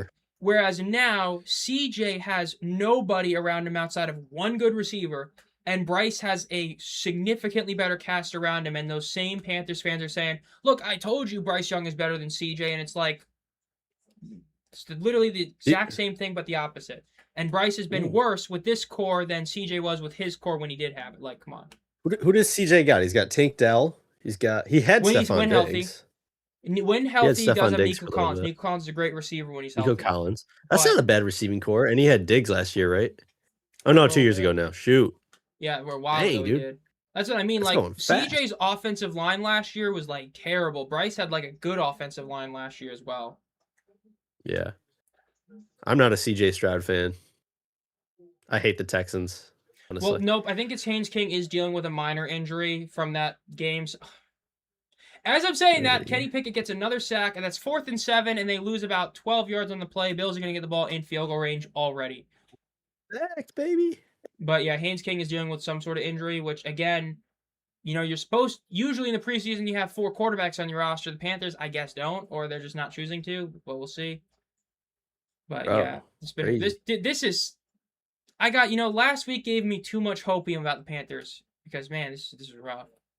Hey, Spencer Sanders is still available for you guys. I'm good. I'd rather have 9. I'd rather have 9? I'd rather have 9. Dude, call up Johnny Football. Ring, ring, ring. Hey, I guess he wants to play again. He was hitting in that FCF for that 2 years that league was around. That fan what's funny? League. He's so arrogant to where he really thinks he's like that, and he wants to play football again, which he said recently, but he doesn't want to play for a spring football league. Bro, you sucked. So you ain't playing anywhere. So if you're going to play anywhere, you're going to beg to play in the Jack UFL. Plummer's still out there. You know what? I talked trash about him when he was on the Panthers years ago as the preseason guy. I would love Jack Plummer on my team now. I would love to have him back. Right? I'm surprised they didn't sign him back after what he did. He threw 1 pick the whole season. Hell, shout out Dakota Wolf. Get PJ out of retirement. Get him back on the team. Dude, PJ. That deep ball touchdown, that Hail Mary, like, touched. I don't know when that happened, but that was an amazing throw. Like, he had some arm talent, man. Big PJ Walker guy. XFL, baby. Man, you know what's crazy? Speaking of, like, people glazing George Kittle, we're going to get to a point in a few years where, like, they're going to be like, name, like, the best UFL receivers or players of all time. And then, like, when somebody says, like, Deion Kane, they're going to be like, he wasn't that good. Or they're going to be like... playing plumbers. It's going to see some people with some terrible opinions. Being like, oh, Chris Odom really wasn't that guy. And it's like, excuse me? To be fair, it might actually... There might be some credibility because... If they pay more, better players might come down to the UFL in the future. Hey, you know what? That might be a thing. I guess. Deion Kane is the leader in postseason receiving yards. Actually, that makes sense because, dude, that 23 championship game, he was so good. And yeah, I mean, he was great in 2 separate championship games. He had I'm actually not shocked at that. He was the best receiver on the Stallions across that dynasty. Butler's the leading. Oh, okay, he's got regular season yards. Butler. Yeah, I'm not too shocked with those. And they don't even throw him the ball enough, to be honest. Like, dude, I remember I mentioned that in that top 10 video last week. I'm like, dude, if he had even Perez through the whole season instead of like Harrison Seriously. Frost, oh my god. You know how many times I've like DM'd him saying come to DC? But think about it. Teamu with Hakeem Butler, bro, you're good every year. You're good. Bring back Jaden. You're gonna get yours. Jaden Mickens, bro. Dude, that would be We crazy. lost, we lost a lot of good talent this year, and we still made the chip, and we're like one play from tying that game right there. Bills With run a out of bounds for about a fourth 1 yard string gain quarterback. there. Hey, you know what? Yo, That is true. I just we lost you know what? I'll Mickens, be we so lost dude, that Roland. season last year or this past season, I got my game picks were so bad. And then the last like 2-3 weeks left in the regular season, dude, I literally was like batting like a 950. I was so on. I literally got the postseason. I think I got like 8 of my 9 picks right for like scores and all that. I literally said DC is going to beat Orlando because Orlando never fixed their ground game and they're going to lose. And then whoever wins the St. Louis Louisville game is going to win the title. It's going to be Louisville. Oh my God. The last like 5 weeks of the season, I was so hot. I was so happy because I was so bad during the midseason. It's tough because you got so many new head coaches and new coaching staffs with a bunch of new players. Like it was almost a real reset. But you know what? DC had an advantage No matter there. what, there's one certainty in the UFL. Anthony Beck getting bounced in the first round of the playoffs. Facts. Hate to say it, but it's he's true. lost. I hate What to he say said he doesn't it, want to be but the he said he doesn't want to be the Marv Levy of the UFL. Or something like that. You got to make the championship to be the Marv Levy, buddy. the Bills rush up the middle. Nice rush. They're gonna maybe get the first down there. About an 11-yard rush there. But you know what? Austin Reed said he didn't want to be a flash in the pan. Great job. Great job, I hope. Dude, United by Football, dude. They 4th and goal really hurt him with that clip. I don't want to be some 1 week wonder flash in the pan. Hate to say it, He was bro. a 3-week wonder. Even better. Hey, maybe 3 weeks. There you go. Give it to him. Whatever the first 3 weeks were. I mean, dude, the Renegades watched their season die at the hands of the Ted Ginn-led Aviators. I love the Aviators, honestly. I really like them. I think we're getting Ian Wheeler in here, by the way, so let's go. Top 5 Montana receivers by yards: Keem Butler, Justin Hall, Sal Cannella. Wow, that's crazy. Sal Cannella and Jay Adams. Sal Cannella's like that. I think Bryce Young is going to turn around like the Bears QB. I hope so, because my God, that trade is so bad, dude. Bryce Young we gave up so much in that trade. Oh my God, it's so bad. Johnny Football is crazy, man. He is freaking nuts, dude. I want him in the UFL though. I really do. For the Bills, up to about the 17-yard line. This really could become a late game blowout right here. Ooh, nice, dude. Not a big Shane Buechele guy, but he's playing all right. Hey, we know we are big Ian Wheeler guys. Got to see him keep getting these big plays. Yeah, let's go. I want UFL guys. Like I want Teamu to play some preseason games so I can just watch him a little bit. Like come on, something, man. Teleport yourself to Highmark Stadium with Jordan Teamu being there. I'll pay the ticket price. There you go. Would you pay the ticket price to watch Harrison Frost? Hell no. I know he's doing pretty good in the CFL, given some credence to the rumor that he was hurt while in the UFL, but my God, I hated watching him. I'm worried about CFL poaching a few dudes because Derek Roberson's up there right now, and he better come back next year. That's all I'm saying. But he's a dog. Great guy. Great player. Relative to NFL in the 2025 regular season, dude, what are these AI chat GPT ass summaries on Fox's site? Relative to the NFL in 2025. Like, just say in 25 the Bills led the league in rushing yards. Darius Victor is the modern era rushing leader. The Bills in the rush, they are going to be at 1st and goal at about the 6-yard line. Wow, Jordan Teamu's top 3. I'm honestly shocked that entire list outside CJ Maribel. I'm not shocked that he's that high. If you would have put a gun to my head, I would have put him at number 1. I am stunned that it's Darius Victor. Like I know he was incredible for the Generals.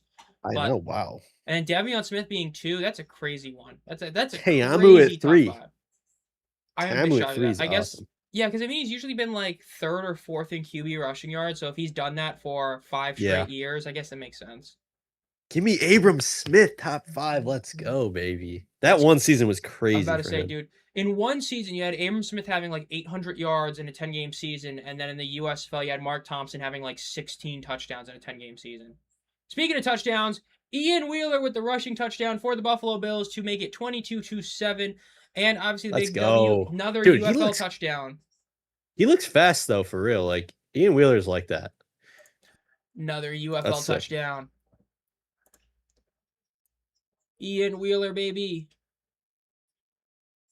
Brandon Allen. Oh my God, nope. I see what you mean. 1 out of 3 for 2 interceptions.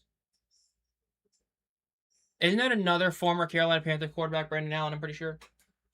Yeah, Ian Wheeler with the rushing touchdown. Love to see that for the UFL fans. Let's go, Ian Wheeler. Let's go, baby.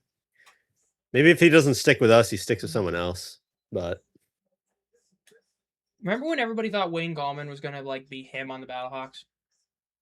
Yeah, dude. And then Jacob Sayles came out of nowhere and was like, he's playing well, by the way. Dude, if the Battlehawks had Jacob Sailors, they probably win the championship this year, even with their whole issues at quarterback. No. Nah, they don't. Dude, think about it. Their best running back was Kayvon Lattilis last year, dude. If they had Jacob Sailors, oh my God. Well, I mean, you got to think about it, right? Like, they got to play DC in the championship, though. So, like, it's impossible. Dude, it's crazy looking back. They literally lost to the Kings on 4 plays. They had the 2 4-point field goals where the offense did nothing and kicked a 4-point-yard field goal, and they had the 2, like, 60-yard rushes. Like, you literally lost, honestly, like, 4 plays. I would have rather played the Battlehawks in that game, 100%. Yeah, playing the Kings as hot as they were, it was rough. Honestly, though, we made, and like, our defense played really good. Accepted. Bill's a bad one right there, so they're going to go for the 2-point conversion, and they fail it. So it is going to still be 22-7 after that failed 2-point conversion. Oh, you got to catch that, buddy. Panthers going to lose. Taking the L, baby. Great start. Yeah, taking the L. Typical Panthers football. As soon as you get a little bit of hopium, down the drain. So if the Michigan Panthers do come back, obviously it's going to be a brand new team, basically. How you feel about that? I do think if what we've heard from Larson, everybody is true, Mike Nolan will be back. From what we understand, he wanted to keep coaching in the league, and the league basically told him no, in theory, because of the Panthers. So if they bring him back, I'll be happy. If not, you know what? F it. Make Frank get into the coach. And Breland speaks, why not? But I hope that they just get something decent. I'd love to see at least a couple former Panthers that are still around the league somehow make their way under the team. Would be cool. So, but as long as, like, there's at least somebody there, like, I think Mike Nolan's the most likely one, but somebody like that, I think that I'll be happy with that.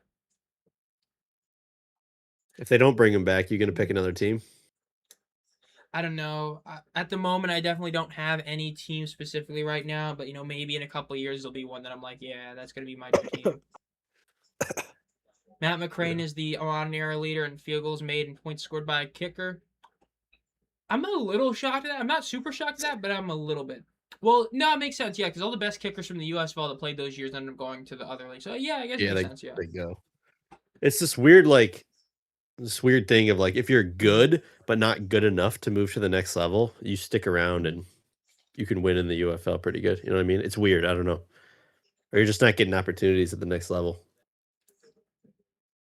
Like, Tamu doesn't get called up ever, but he plays very well in spring football. So it's like, and I'm glad he likes it, sticks around, because if you think about it, we're really the only franchise that's had a franchise quarterback, right?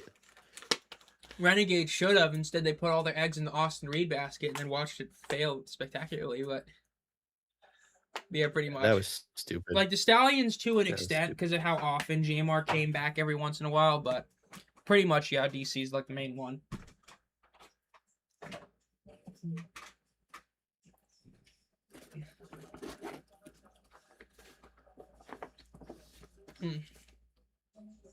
I think someone asked me once if DC goes away, what team I would like.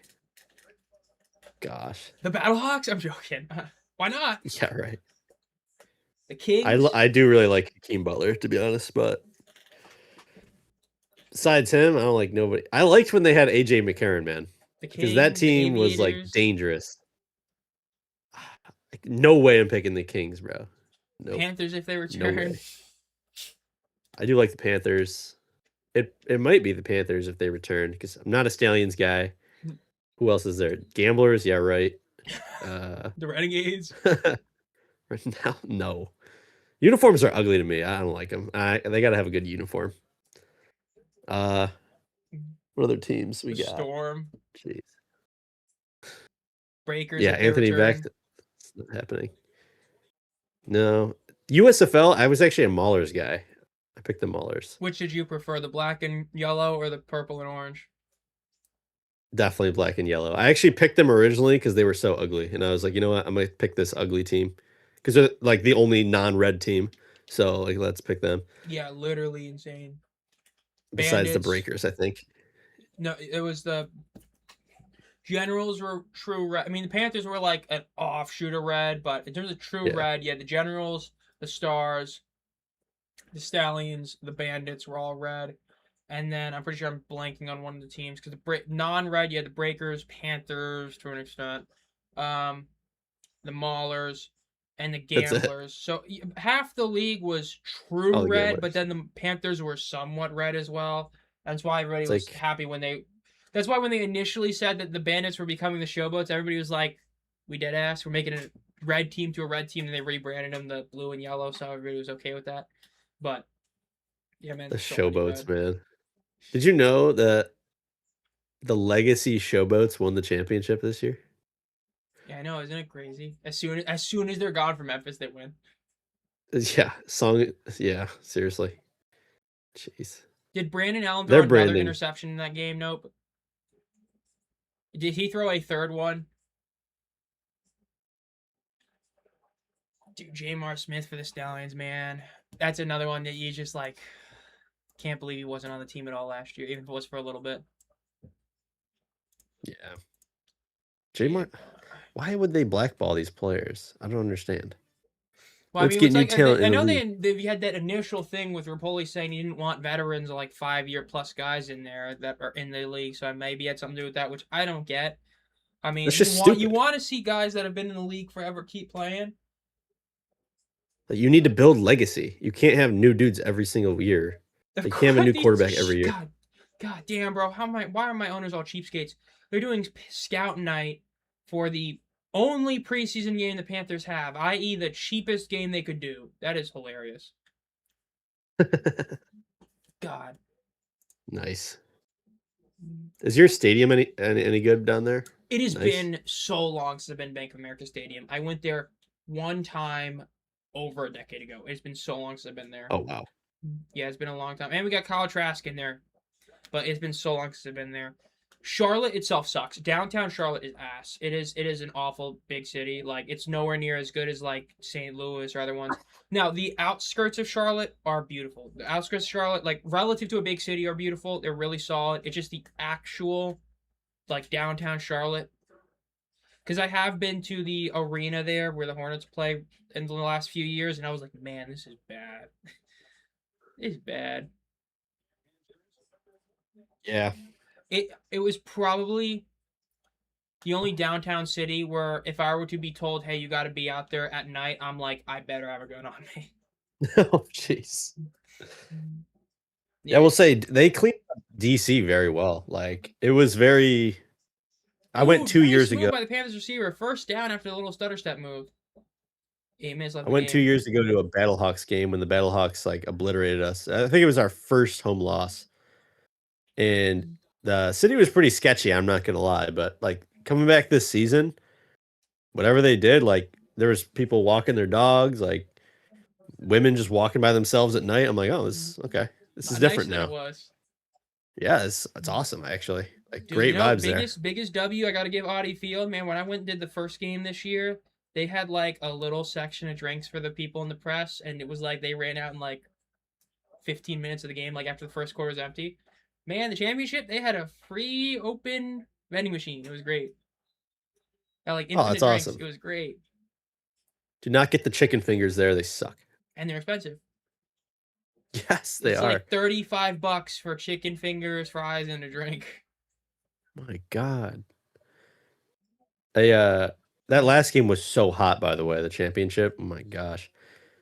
Like, that was rough. And I had to get like 2 Gatorades. It was like $12 for 2 Gatorades, bro. I'm like, jeez. Dude, I remember I literally would just keep walking up to the booth and back to my seat just to get drinks for free. Because I'm like, dude, I'm not spending all this money on drinks. I mean, the ticket itself was like $25, so I can't And complain. Trash But goes for the rush. He gets the first down, gets hit twice, but it's gonna be a first. Okay, there we go. Yeah, I still have my press pass. So like, I literally have them just in my desk. So I got like my little pass right there. oh, that's sick. I was talking to Maddie Fresh, and he was trying to give me credentials, but low-key, I'm not really going to be going down there too often, so I don't really care. Hey, you can just get Plus- it for like a game or two and just head to the game or two. Yeah, I was thinking about that. I also don't want to leave like. I usually bring either my brother or someone else. So I don't want to leave them. Plus the stands, it's actually like the best section to be in. I'm not gonna lie. I mean, Like- hey, it just lets you go to the booth. You can just go there and they'll be like, "Yo," and then leave. You can go there, get food, and then leave. Oh, okay. That's what I mean. Okay. That's what when I went for the first game, I just went and stayed in the booth. But the next time for the championship game, I just kept going back to my seat. Is there a good view from the booth? Oh, it's a nice view, yeah. Because Yeah. it's like the perfect 200s. Now after the penalty on the Kyle Trask scramble, they got pulled back 10 yards, and there's going to be a turnover. It's going to be Bill's ball after the fumble. Picked. Just Let's go. Panthers football, baby. Let's Sup, go. St. Brown Pod. Nice to see you here, mate. And JC Horn is smiling through the pain. He's being interviewed right now by us, and he's just smiling through the pain watching that turnover. Dude, He's he just read that. Nice. But yeah, when you go to if you go to press stuff, you can just go to the booth for like whenever you want, pretty much. You can just go in there and then leave and then go to your seat or whatever. Because that's what I did at the championship game. I went in there, saw a couple guys, and then just kept going back in there for drinks whenever I wanted. And they got an actual bathroom in there, so you don't have to, use the communal ones and all that. Oh, that's nice. Is it a seat in there? Yeah. Yeah, I gotta look into that. First to 10 for the Buffalo Bills after the Carolina Panthers turnover by Kyle Trask. 6 minutes left in the game, 22-7. We can get a real blowout here. Rush to the right. First down, 10-yard line, and out of bounds about the 15 by Frank Gore Jr. Where's Ian Wheeler? What's going on? He never hear deadpan turn this head. Never Yeah, thought I'd he be was- rooting for a Kings player, but yeah. Yeah, J.M.R. Smith, man, for those down teams was nice for sure, Marion. Dude, I still remember that 23 or 22 where Magoo gets hurt, man, and then J.M.R. comes in, wins it all, and then they swap the next year. I hope Dude, the to roof be of Audi honest- Field would be the same one like US Bank Stadium. It looked great at SummerSlam. Yeah, I keep forgetting. Yeah, they're to make putting it a roof on it. That's gonna be sick. I'm excited. Yeah, but is it Now gonna I be too gotta big go. a stadium for Mike Rapoli? Is he gonna have to move then because it's gonna be over 20K? If he Pass does is that, I'll thrown never caught forget. for about a 3-yard gain. Gonna be second and goal from about the 3-yard line. That's a perfect stadium for the UFL. Man. What about the Battlehawks? Do you hope they stay at the Dome, or do you think they're gonna get moved to Energizer? They gotta stay. They gotta stay. The Dome, the They just Battle got- Dome. How about you advertise a little bit, get butts and seats, because you still got, even though it dipped, you still got 20+ thousand in there. That's great though for the rest of the league. I know it dipped a lot, and XFL they were hitting 40, or maybe that was UFL year one. I don't remember. They hit 40K. Rush up That's the middle, touchdown by insane. Frank Gore Jr. Damn it. Why is Case Keenum trending? Who is he on right now? Case Keenum? 9 of 10 for 150 and 2 touchdowns on the Bears. And he's Wow. 38. Wow, he's old. Shador Sanders is 38? trending? Oh, God. 6 of 11 Good or- for 79 yards and 1 interception. Oh no. Are you a Shador guy? I will say this. I think that it is crazy he was a 5th-round quarterback with how good he genuinely was at college. With that being said, my God, the fan base for Shador is crazy. Like, people actually acting like they were trying to, bully him or whatever. Kevin Stefanski was hindering him. It's like, I I don't know about that. It's the Browns, True. first of all. So like, Extra point is good. 29-7. You know what? I think the Bills dang, might dude. win this game. You got time. I mean, hey, 28-3 happened. 20-7, Yeah. why not? 29-7. You can do it. Not bad. JMR final 29, career what was this stats: 58 completion percentage, 2,400 yards, 16 to 18 interception, 9-2 record to start. It is crazy how few games he started because of the injuries. Postseason stats: 423, 3 touchdowns, 1 interception, 92 passer rating, and a 2-1 record in that. We genuinely have the battle of ass in Cleveland. Yeah, bro. I love the.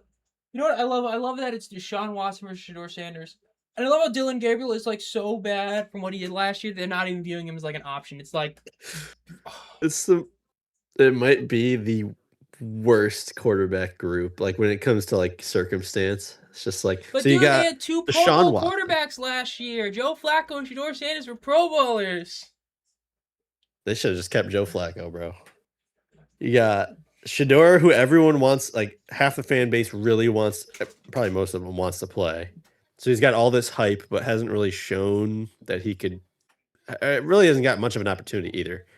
You got Dylan Gabriel, who stinks, and he's but like he's the chill guy in the room.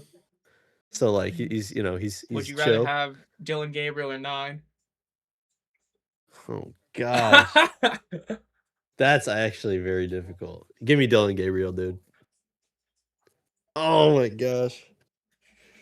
That's tough. I don't know if we just watched somebody in real quick. time say they'd rather have Dylan Gabriel than a quarterback. Let that know how bad JJ was. Dude, People be like, well, he got hurt his rookie year. Like, dude, when that happens, it in a way helps you because it means that you had a full year to like watch what not to do or what to do. You got an extra year of learning the NFL, and then to be that bad the year after anyway with Jay Jetta as a receiver. Oh my god. Dude, Justin Jefferson, man. You're throwing at him. I will Kyler say, Murray's gonna be. I gained an absurd amount of respect for Justin Jefferson. I already loved him as a receiver, but I gained a lot of respect for him. He had every right to bitch and moan a storm last year with what he was dealing with, and you didn't hear a peep from him. Meanwhile, A.J. Brown is having like 1,400-yard seasons on a Super Bowl winning Eagles team and is crying. And Jay Jetta is sitting there, smile on his face, having a good time with Carson Wentz in 2025, Max Brosmer, and 9 as his quarterbacks. And you didn't hear a peep from him. I gained a lot of respect for him. That's rough. Peyton Manning, Josh 1,000 yards, I'll never know. I didn't know there was a preseason world that Watson looked better. Yeah, Deshaun Watson apparently looked good. Kyle Trask again. Dude, I don't know why my brain saw 14 like that, and I mean it was like, oh, the Red Rifle's coming in, and I forgot we traded him to the Eagles. You know, if the Browns were any bit a normal franchise, they would have already cut the massage man a while ago. Like, what are we doing? Dude, the Browns is just like the fact that they have the history of the original Browns, despite the fact that the Browns moved to Baltimore just because of all that. Like, if they didn't have that history to back up on, which is really the Ravens' history in a technical standpoint, is just like, oh my god. Because like they're propped up by like, oh, we had Jim Brown, we had Ozzie Newsome, we won those 8 titles before the Super Bowl era, and it's like yeah, the Browns did, but not your Browns. You know, it's like. Who did the Browns turn into? The Baltimore, right? Yeah. And they won the Super Bowl. Like 2 years later or whatever. Yeah. Like. But they did the whole like with Seattle where when they get the Supersonics back, they're gonna have the history of like the original ones, even though it's not really the same team, which is hilarious. And almost an interception there, but it's gonna be incomplete 3rd down for the Panthers now. It's nice to see a Seahawks fan. If Carson Wentz, one of the biggest one-year falls from an established player we've seen, going from legit MVP candidate to like not MVP candidate. Like, dude, the streets are gonna forget how good Carson Wentz was that like 1 year. Yeah. Kelly Wood says Watson could be a coach. He's got a lot of experience covering tight ends. Yeah, a lot of tight ends for Deshaun Watson. Crazy. A lot of tight ends for Deshaun Watson. Justin Tucker as his assistant. Pass thrown to the right is caught, but is he gonna get the first down? Nice move. Gets the first down for the Panthers. Oh, is it a Do you- fumble? They're going to call the ball down. If it is not down, it's going to be Bills' ball, but they're calling it down on the field. That's another one. Back to the whole George Kittle point. He might have Dude, been out. people today stat watch, act like Justin Tucker's the best kicker ever. Dude, Adam Vinatieri kicked 2 field goals in a blizzard to beat the Raiders. He kicked 2 walk-off field goals in the Super Bowl. Like, when you talk about the greatest kicker ever, it is Adam Vinatieri, dude. Matt McCrane, yeah, I agree. Matt McCrane. Nah, Brandon Aubrey, he's him, bro. He is him, yeah. Brandon Aubrey, man. You know, dude, I remember seeing people back to that whole George Kittle point. Like, I don't know how much basketball you watch, but people were really talking about, like, SGA as a borderline top 10 player all time already. And I'm like, dude, shut the fuck up. No, the hell he's not. He is up there as an all-time great now. He is definitely top 30 all time. But top 10? Stop it. Okay, do you know why all of a sudden people are, like, claiming Shaq is a top 5 NBA player of all time for having, like, a 6-year prime and all that? Like, we're calling because he's a Shaq fan favorite. I guess. That's pretty much why. Because, like, top 5 all time is crazy. Like, if you're talking about peak, absolutely. Peak Shaq is probably, like, 1 or 2. It's either him or Wilt. But all time, like, I think a lot of people forget that all time means your career, your prime, your career, your accolades. It's not just how good you were for 5 years. Right. Because like Mahomes, like when I see people being like Mahomes is a top 2 quarterback of all time, no, he ain't. Like I would probably have him 5th or 4th. Let me think. Brady, Montana, Manning. I could see him being 4th all time. If you put him 4th all time, I could see it. Yeah, it's weird. It's weird because like you got Luke Kuechly just went into the Hall of Fame, right? Yeah. Didn't he only play like 6 seasons? I think it was 8. More than that? I think it was 8 or 9. Yeah, because 2012 was his rookie year. He was eligible this year. It was about like 8 or 9. Oh, okay. Well, yeah.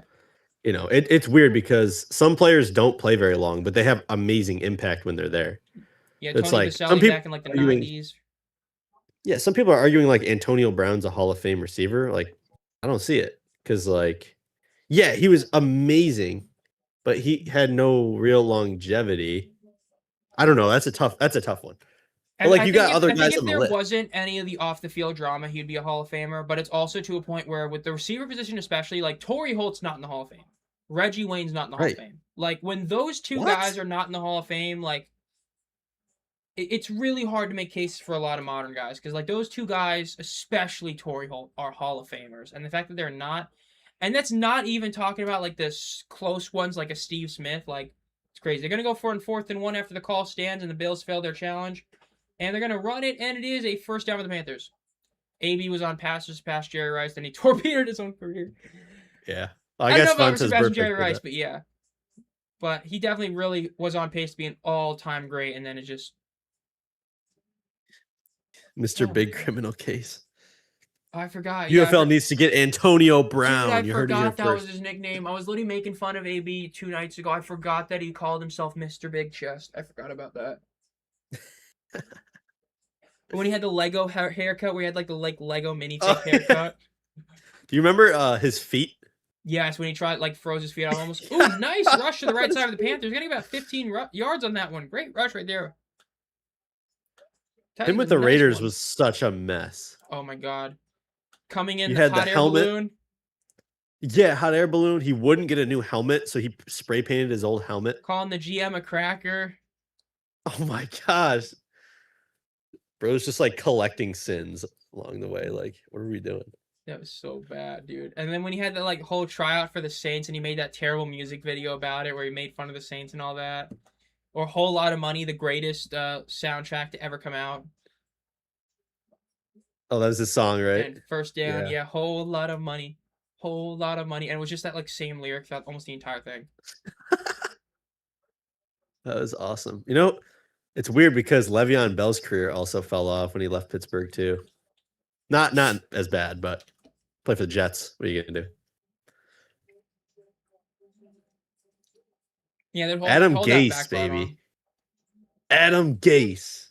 Man, what a great time. Those Jets years were so funny.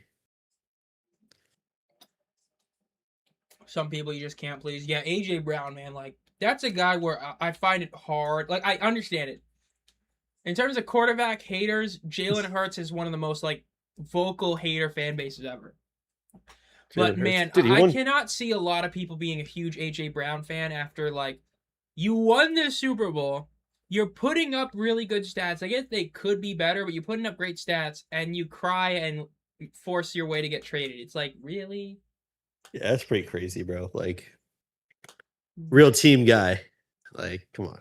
Yeah, that was What are we crazy. The talking whole about? AB drama with Giselle, where he tried to like do stuff with her, whatever, when he went to like Yeah, New what was? England and then Tampa Oh and my then all gosh, that. Dude, even the you Tampa, got him. the leaving with, oh my god. Yeah. Oh my, he's got infinite lore. Dude, it's He's dude, got dude, the don't hot tub. forget when again, if you're super young, well, you shouldn't be watching this if you're like under 15, but there's the when he literally threw the bag of dicks at his wife, remember? Where he had like the gummy ones and he literally threw it at his wife with the cops being He's there. wild. Oh my gosh. Remember he exposed himself in a hot tub in front of random people I forgot about that one. I forgot that was or that a was part pool of or like the something. really after his career, yeah. When he got in like the Like, fight with bro. his like moving truck guy or tried to like scam some people out of money as him, the Yeah. alleged murder conviction stuff. Oh my god. Dude, Wasn't he Antonio also Brown begging? is a legend. He really is. He is a true icon in Antonio He'd Brown. be. Yeah, he does have a ring. I forgot about that with Brady, huh? Yeah, remember that Super Bowl was Le'Veon Bell Dude. versus Antonio Brown somehow. Dude, that Buccaneers team was stacked. Like, wow. Looking Gronk, back on it, Mike Evans in his prime, Chris oh Godwin my before he got hurt every gosh. year. Gronk, you had I forgot who the running back was, but AB. he had a decent running back on there. Was it? Oh my gosh, what was his name? It wasn't LeGarrette Blunt, was it? Mm, he might have Might have been. no, not LeGarrette Blount, but it might have been. There was that one guy that was on the Jaguars that might have Leonard Fournette might have still been there at that point. Oh, Leonard Fournette. He might have been on that Fournette, team at yeah. that point. Then the defense was back when like a lot of those guys were like hitting, like Vita Vea was really good. Levante David is still in his Yeah. prime. You had the other linebacker Devin White, right? You had him on that team. You had that really good cornerback group. Like I forgot. You had like that one cornerback that had that great play in the Super Bowl where like he like did like some meme image in front of like the oh god. I hope Callie remembers. There was that really funny image from that Super Bowl where he like did something. I don't remember what cornerback it was. It was like such a funny image because like the receiver did something to him and he did the same thing back. It was hilarious. I don't. Oh, was it Winfield? I think it Peace? was, and he did something. I think he did like the didn't he do the deuces to Tyreek in that one? Yeah, right in his face after like an incompletion. And they gave him a penalty for it. Yeah, he really looked straight at him and just put it right in Oh, his face. deep pass, great breakup by the Bills cornerback right there. Antoine Winfield Jr. Yep, I believe. just found. Yep, he literally did the deuces right in front of Tyreek Hill at the end of the Super Bowl. That was Good great. play. That was so funny, and they flagged Good. him for it. Let's go. Bills are looking. What if Joe Brady is like that though? Oh, okay, the little Just hype saying. machine that could. Just saying. Hey, I'm just saying I've this. been You know waiting. what? It probably was a better head coaching hire than Mike McCarthy. This head coaching who? hiring cycle was crazy. Mike McCarthy getting a job, Todd Monken getting hired somewhere was insane. Oh my gosh. I still stand by. I think Jesse Minter the Ravens was the best hire in the offseason. I'm going to be honest. Might be a hot take, but I think that was the best hire overall. Pass throw on the right side, caught for about a 3-yard gain out of bounds. Like, I think he's a really good fit because everybody forgets John Harbaugh was an offensive guy. So you're getting a defensive guy for a defensive franchise, which hilariously is like never had a defensive-minded head coach, but like maybe one guy in like the early 2000s. I honestly really like that hire. I think it's going to work out. I think they're still probably getting a bounce in the first or second round of the playoffs, but I think it was a good hire. What was the worst hire? Browns? Yeah, I think I had that as worse. Like, I didn't like the Joe Brady hire. I still don't. I really didn't like the. You don't like Mike Joe McCarthy. Brady hire at all? It's to me. It's like, what was the point? You just kept you didn't really change anything in your team. It's like that's my issue. It's like you needed to change because at the end of the day, you've been the same team for like 6 years, and it's like you didn't do anything. That's the same with Mike McCarthy hire. It's like the meme, right? You got rid of a guy that's named Mike that hasn't been really super relevant in like a decade in terms of making a big deep playoff run, and you hired a guy named Mike that hasn't really done anything much since 2010. It's like, but Those two Yeah. hires I didn't really like, but the Todd Monken one was like stupid, stupid. Like there wasn't even like a positive I could say about that hire. You hired a guy that sucked at Baltimore, like sucked as an OC there, and you hired him over Jim Schwartz and even Anthony Lynn. Like, oh my god. I would say that was the worst by far. I know there was another one I like think the Mike LaFleur hire. I don't. It's like he got a head coaching job. You know he's not really a yeah. head coach yet. I mean maybe, but you know he's getting fired because that Cardinals team just sucks. I thought the Kubiak hire was decent in Vegas, but yeah, that Todd Monken hire, Yeah. I hated that hire. Yeah, that doesn't make any I take sense. that I back. think The worst hire was the Bengals not hiring a head coach. I cannot believe Zach Taylor is a really. head coach in 2026. Really. I mean, That's kind of surprising. I haven't heard that take. all Maybe I I'm not know out of the is loop. like you just watched all the other teams in your division fire coaches. I'll say this: if they do not win the division, he should be out day one. If he has a job on Black Monday, if he doesn't win the division, that's an unserious franchise. Like They're already an unserious franchise. this is true. I Can Joe Brady give 9/11 inspired speeches as well as McDermott? think he's got to take from like different tragedies instead.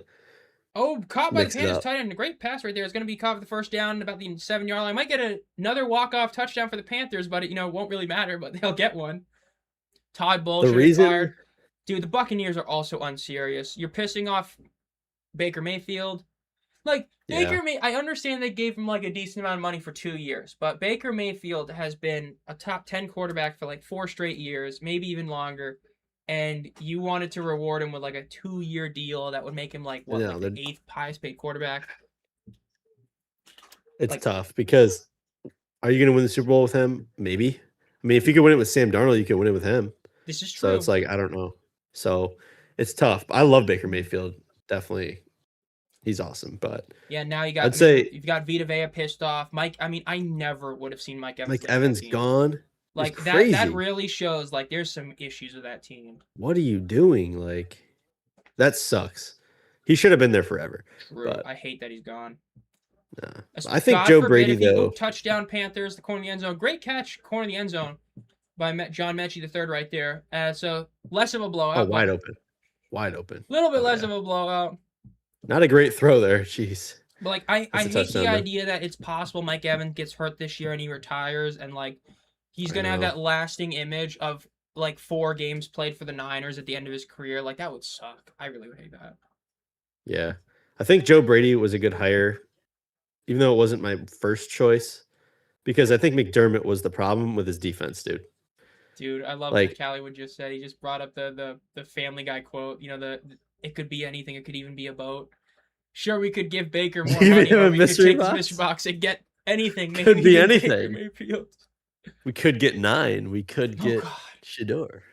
Yeah, you know what though? Jeez. In a vacuum, I've said this before. In a vacuum, a JJ McCarthy could be better than a. Not saying Baker Mayfield himself, but could be better because a Baker Mayfield's going to win you too many games to really get a great draft pick, whereas 9 is going to not win you enough games unless you give him a great roster like he had last year. And so where it's like, if you have a really bad quarterback, you're going to lose enough to get a top pick, so at least you have that. You play to win the game. Playoffs. Yeah, that's tough. Playoffs. Playoffs. We talk about. It's Playoffs. showing Frank Reich highlights right now for me. Are you serious?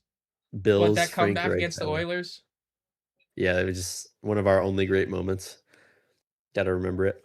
Enjoy Evans for 6 games or so until his hamstring gives out again.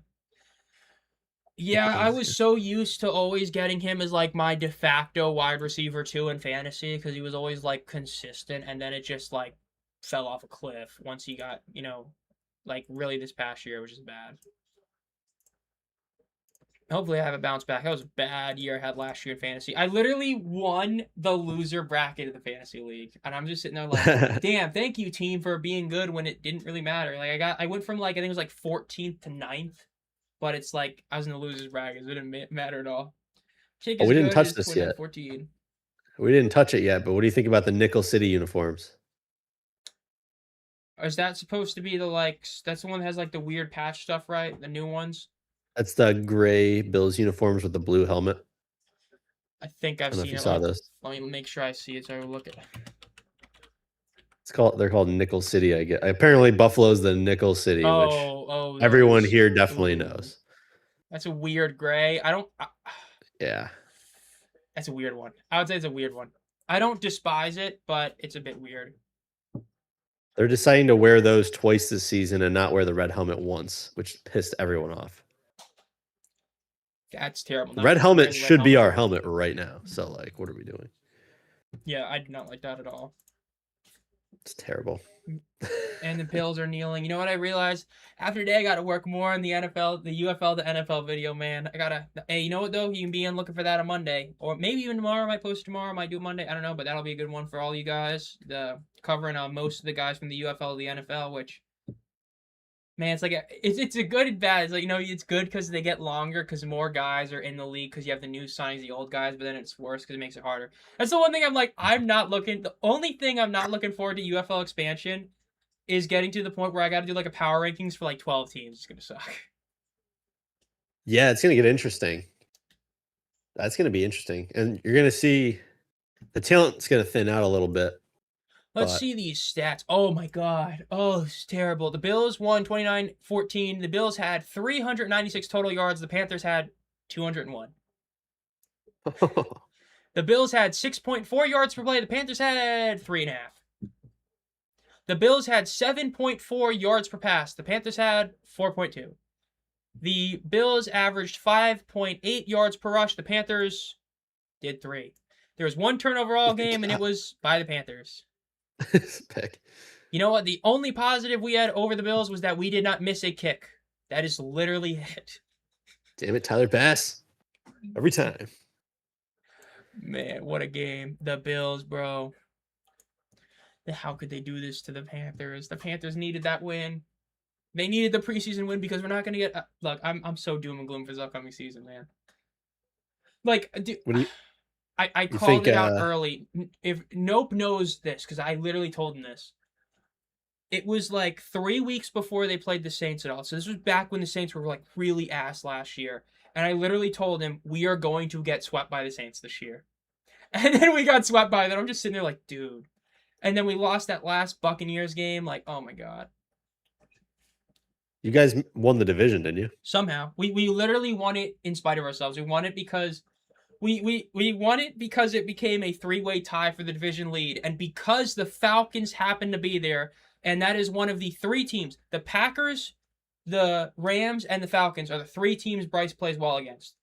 And because of that, all you need right there, baby. Twice. And so because of that and the Buccaneers, I think went like 1-1 against the Falcons. We had the best divisional record, and so we won it in spite of ourselves, which is just, oh my God. There you go. Everyone knows these Panthers are Super Bowl bound. Dude, he's feeling it. Let's go Panthers, baby. That's a lot of hopium that I sadly do not have. Let's go. For this Panthers season. I can tell you this, man. If the Bills or Panthers make the Super Bowl, I will be stunned. If the Ravens make it, I'll be stunned. Bills, Panthers, Super Bowl. Oh, book it. Put all your money on it.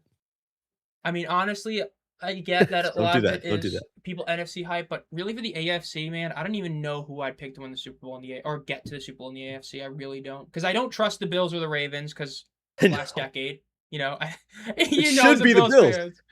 Like it should be, but we just can't. I don't get it. Like, and then we're so good. I get the Broncos could, because if they had not Jared Stidham at quarterback, they would have beaten the Patriots. I don't think the Patriots are going to repeat the conference. I just don't see that. So the Patriots, like, you know what? If the O-line is healthy, if Najee Harris doesn't blow his eye off again, if Justin Herbert stays healthy, if his receivers catch the ball, maybe they could. If everything goes right, maybe the hypothetical player of the year can become the actual player of the year. Maybe. Is your NFC Super Bowl? Is it like Seahawks again? Usually when a team has a lot of hype, they falter. When the Rams had that huge hype after trading for Stafford, they went and they won the Super Bowl. The Rams feel like that team that even though they're so hyped that there's no way they're going to do it, I just have that feeling they're going to do it. because they were neck and neck with the Seahawks last year, and the Rams arguably got better this year. Purely talent. Again, They Matt did. Stafford's health is a big question mark because of how old he is, but the team got better, whereas the Seahawks got worse because of them losing Kobe Yeah. Bryant, them losing a lot of guys. They lost Kubiak too. That's a big one. Like, yes, the Rams lost Mike LaFleur, but I know I've mentioned this in the past. A good head coach like McVay isn't a good head coach because he's a good head coach because he can get good talent around him. And he's lost OCs every single year, so I don't really feel like that matters. There's no disrespect to Mike LaFleur. It's just, when you've had like 6 coordinators get to a head coaching, I start to not care when you lose a coordinator. So I think this Rams got better. And if they do get Aaron Donald back, they will. I got a feeling. Because I know I mentioned this week in 2nd and 6, but let me see if you agree with this. Aaron Donald was double teamed basically every single time the last time he was playing in the league, right? Yep. So, in theory, he's never going to face a double team this year with Myles Garrett, right? Yeah, who are you going to double team? So, if you're going to double team Myles Garrett the whole time, it means Donald's in single coverage. Means that even if he is 50% of what he used to be, he'll be the same. They're amazing. Because he's going against one guy instead of 2. That's what I view it as. Aaron Donald could be 30% of what he used to be, and he would still be an upgrade over what they had because he's never going to face a double team. It would be quite literally impossible to stop them both. I mean, I don't even know who their edge guys are, but if they have anyone capable on the edge, like... Well, they got Garrett on one edge. I don't remember who the other one is. I do remember who the other 2 are. Yeah, I don't know who else they got. I know they had Leonard Floyd a few years ago, but I haven't kept up with them. I think he's on the Bears now. He's probably gone, yeah. Saw someone say the only ring Herbert is going to get is a wedding ring. Wedding ring? Oh, man. I mean, I hate to say it, but, him and Josh might share that. But if one of them is going to win the Super Bowl, it's probably going to be Josh Allen. But that's big. Yeah. Hey, everyone's saying Peyton Manning took him 9 years. Josh is in year 9. Here we go. Year 9? 9? Year. JJ? What if he's the key? Hey, you know what? They got to bring in JJ. They got to bring in some competition for Josh Allen. There you go. It'll light a fire under his ass. I guess the one thing that does hurt the Bills is I don't think they're allowed to go to the Super Bowl. Because remember, if they go to the Super Bowl, that'll be the 5th Super Bowl appearance. You can't do that out of respect for Jaden Daniels. Oh, yeah, you're right. Wait. Or they can make the Super Bowl, but they can't lose their 5th. You think Jaden will allow them to make it to their 5th? He'll allow that stat? I think he's a nice guy. I think he'll let him. Dude, that's gonna be the best meme of the year. That far away.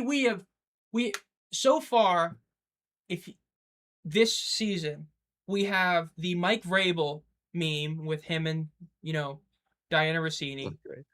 Yeah, we every have, reporter is gonna be. We now have the 5 meme, and I think there's like 2 more that I'm completely forgetting about. Like the amount of content we've gotten this year already is insane. 5. Oh my god.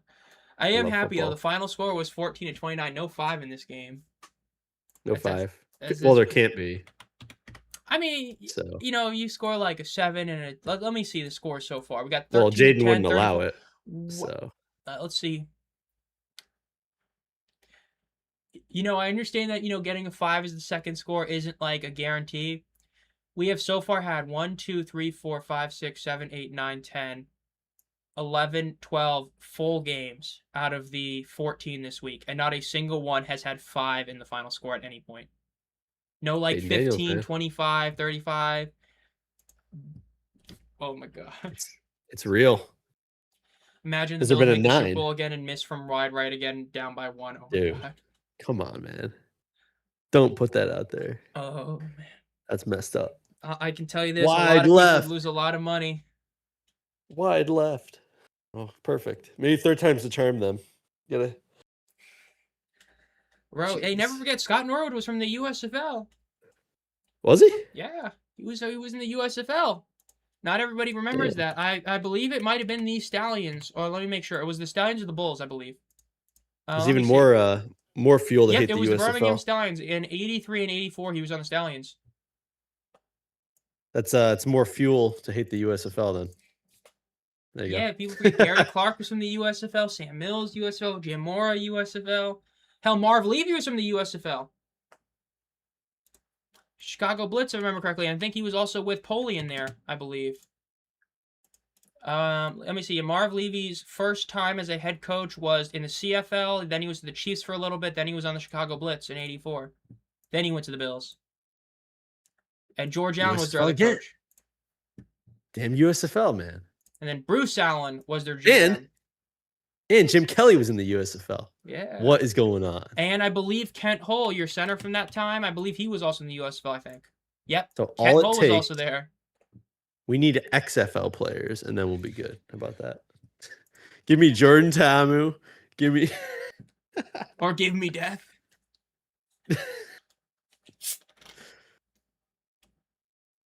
Oh, jeez. Well, I'll probably hop out of here.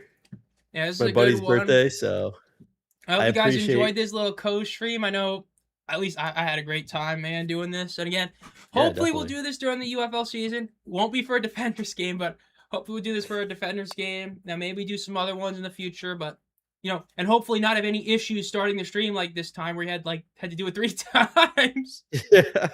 But no, this is fun. This is fun. Yeah, it was a great time. Hope you guys have all had a good time. Again, in terms of content, again, links down below for Defending Football Show's Instagram and YouTube. No longer on Twitter, by the way, just in case some people are wondering. So I got the links down there, so you can go to his channel for UFL content. Then as for here, we got a video of the UFL players in the NFL coming up on Monday or tomorrow. You have anything upcoming? I'm going to be making a bunch of expansion content whenever I've taken a little time off, but expansion content. What if Johnny Manziel comes? Stupid stuff like that. That's fun. Any news, obviously, I'll try to drop here and there. But Kelly Wood also said Ta'amu needs 5 touchdowns to break Jim Kelly's touchdown record for spring football. That's happening this season. I get that they played 18-game seasons, but the fact that he did that in 2 years is crazy. That is incredible, honestly. But that's how many? That's like 4 UFL seasons almost. So, yeah, okay, sure, that's still incredible. But I hope you guys all had a great time here, and at least I'll see you guys again. Those in the Fantasy Football League, the draft is on Thursday. If you want to be in the live stream for that, that starts at about 6:15ish, and we'll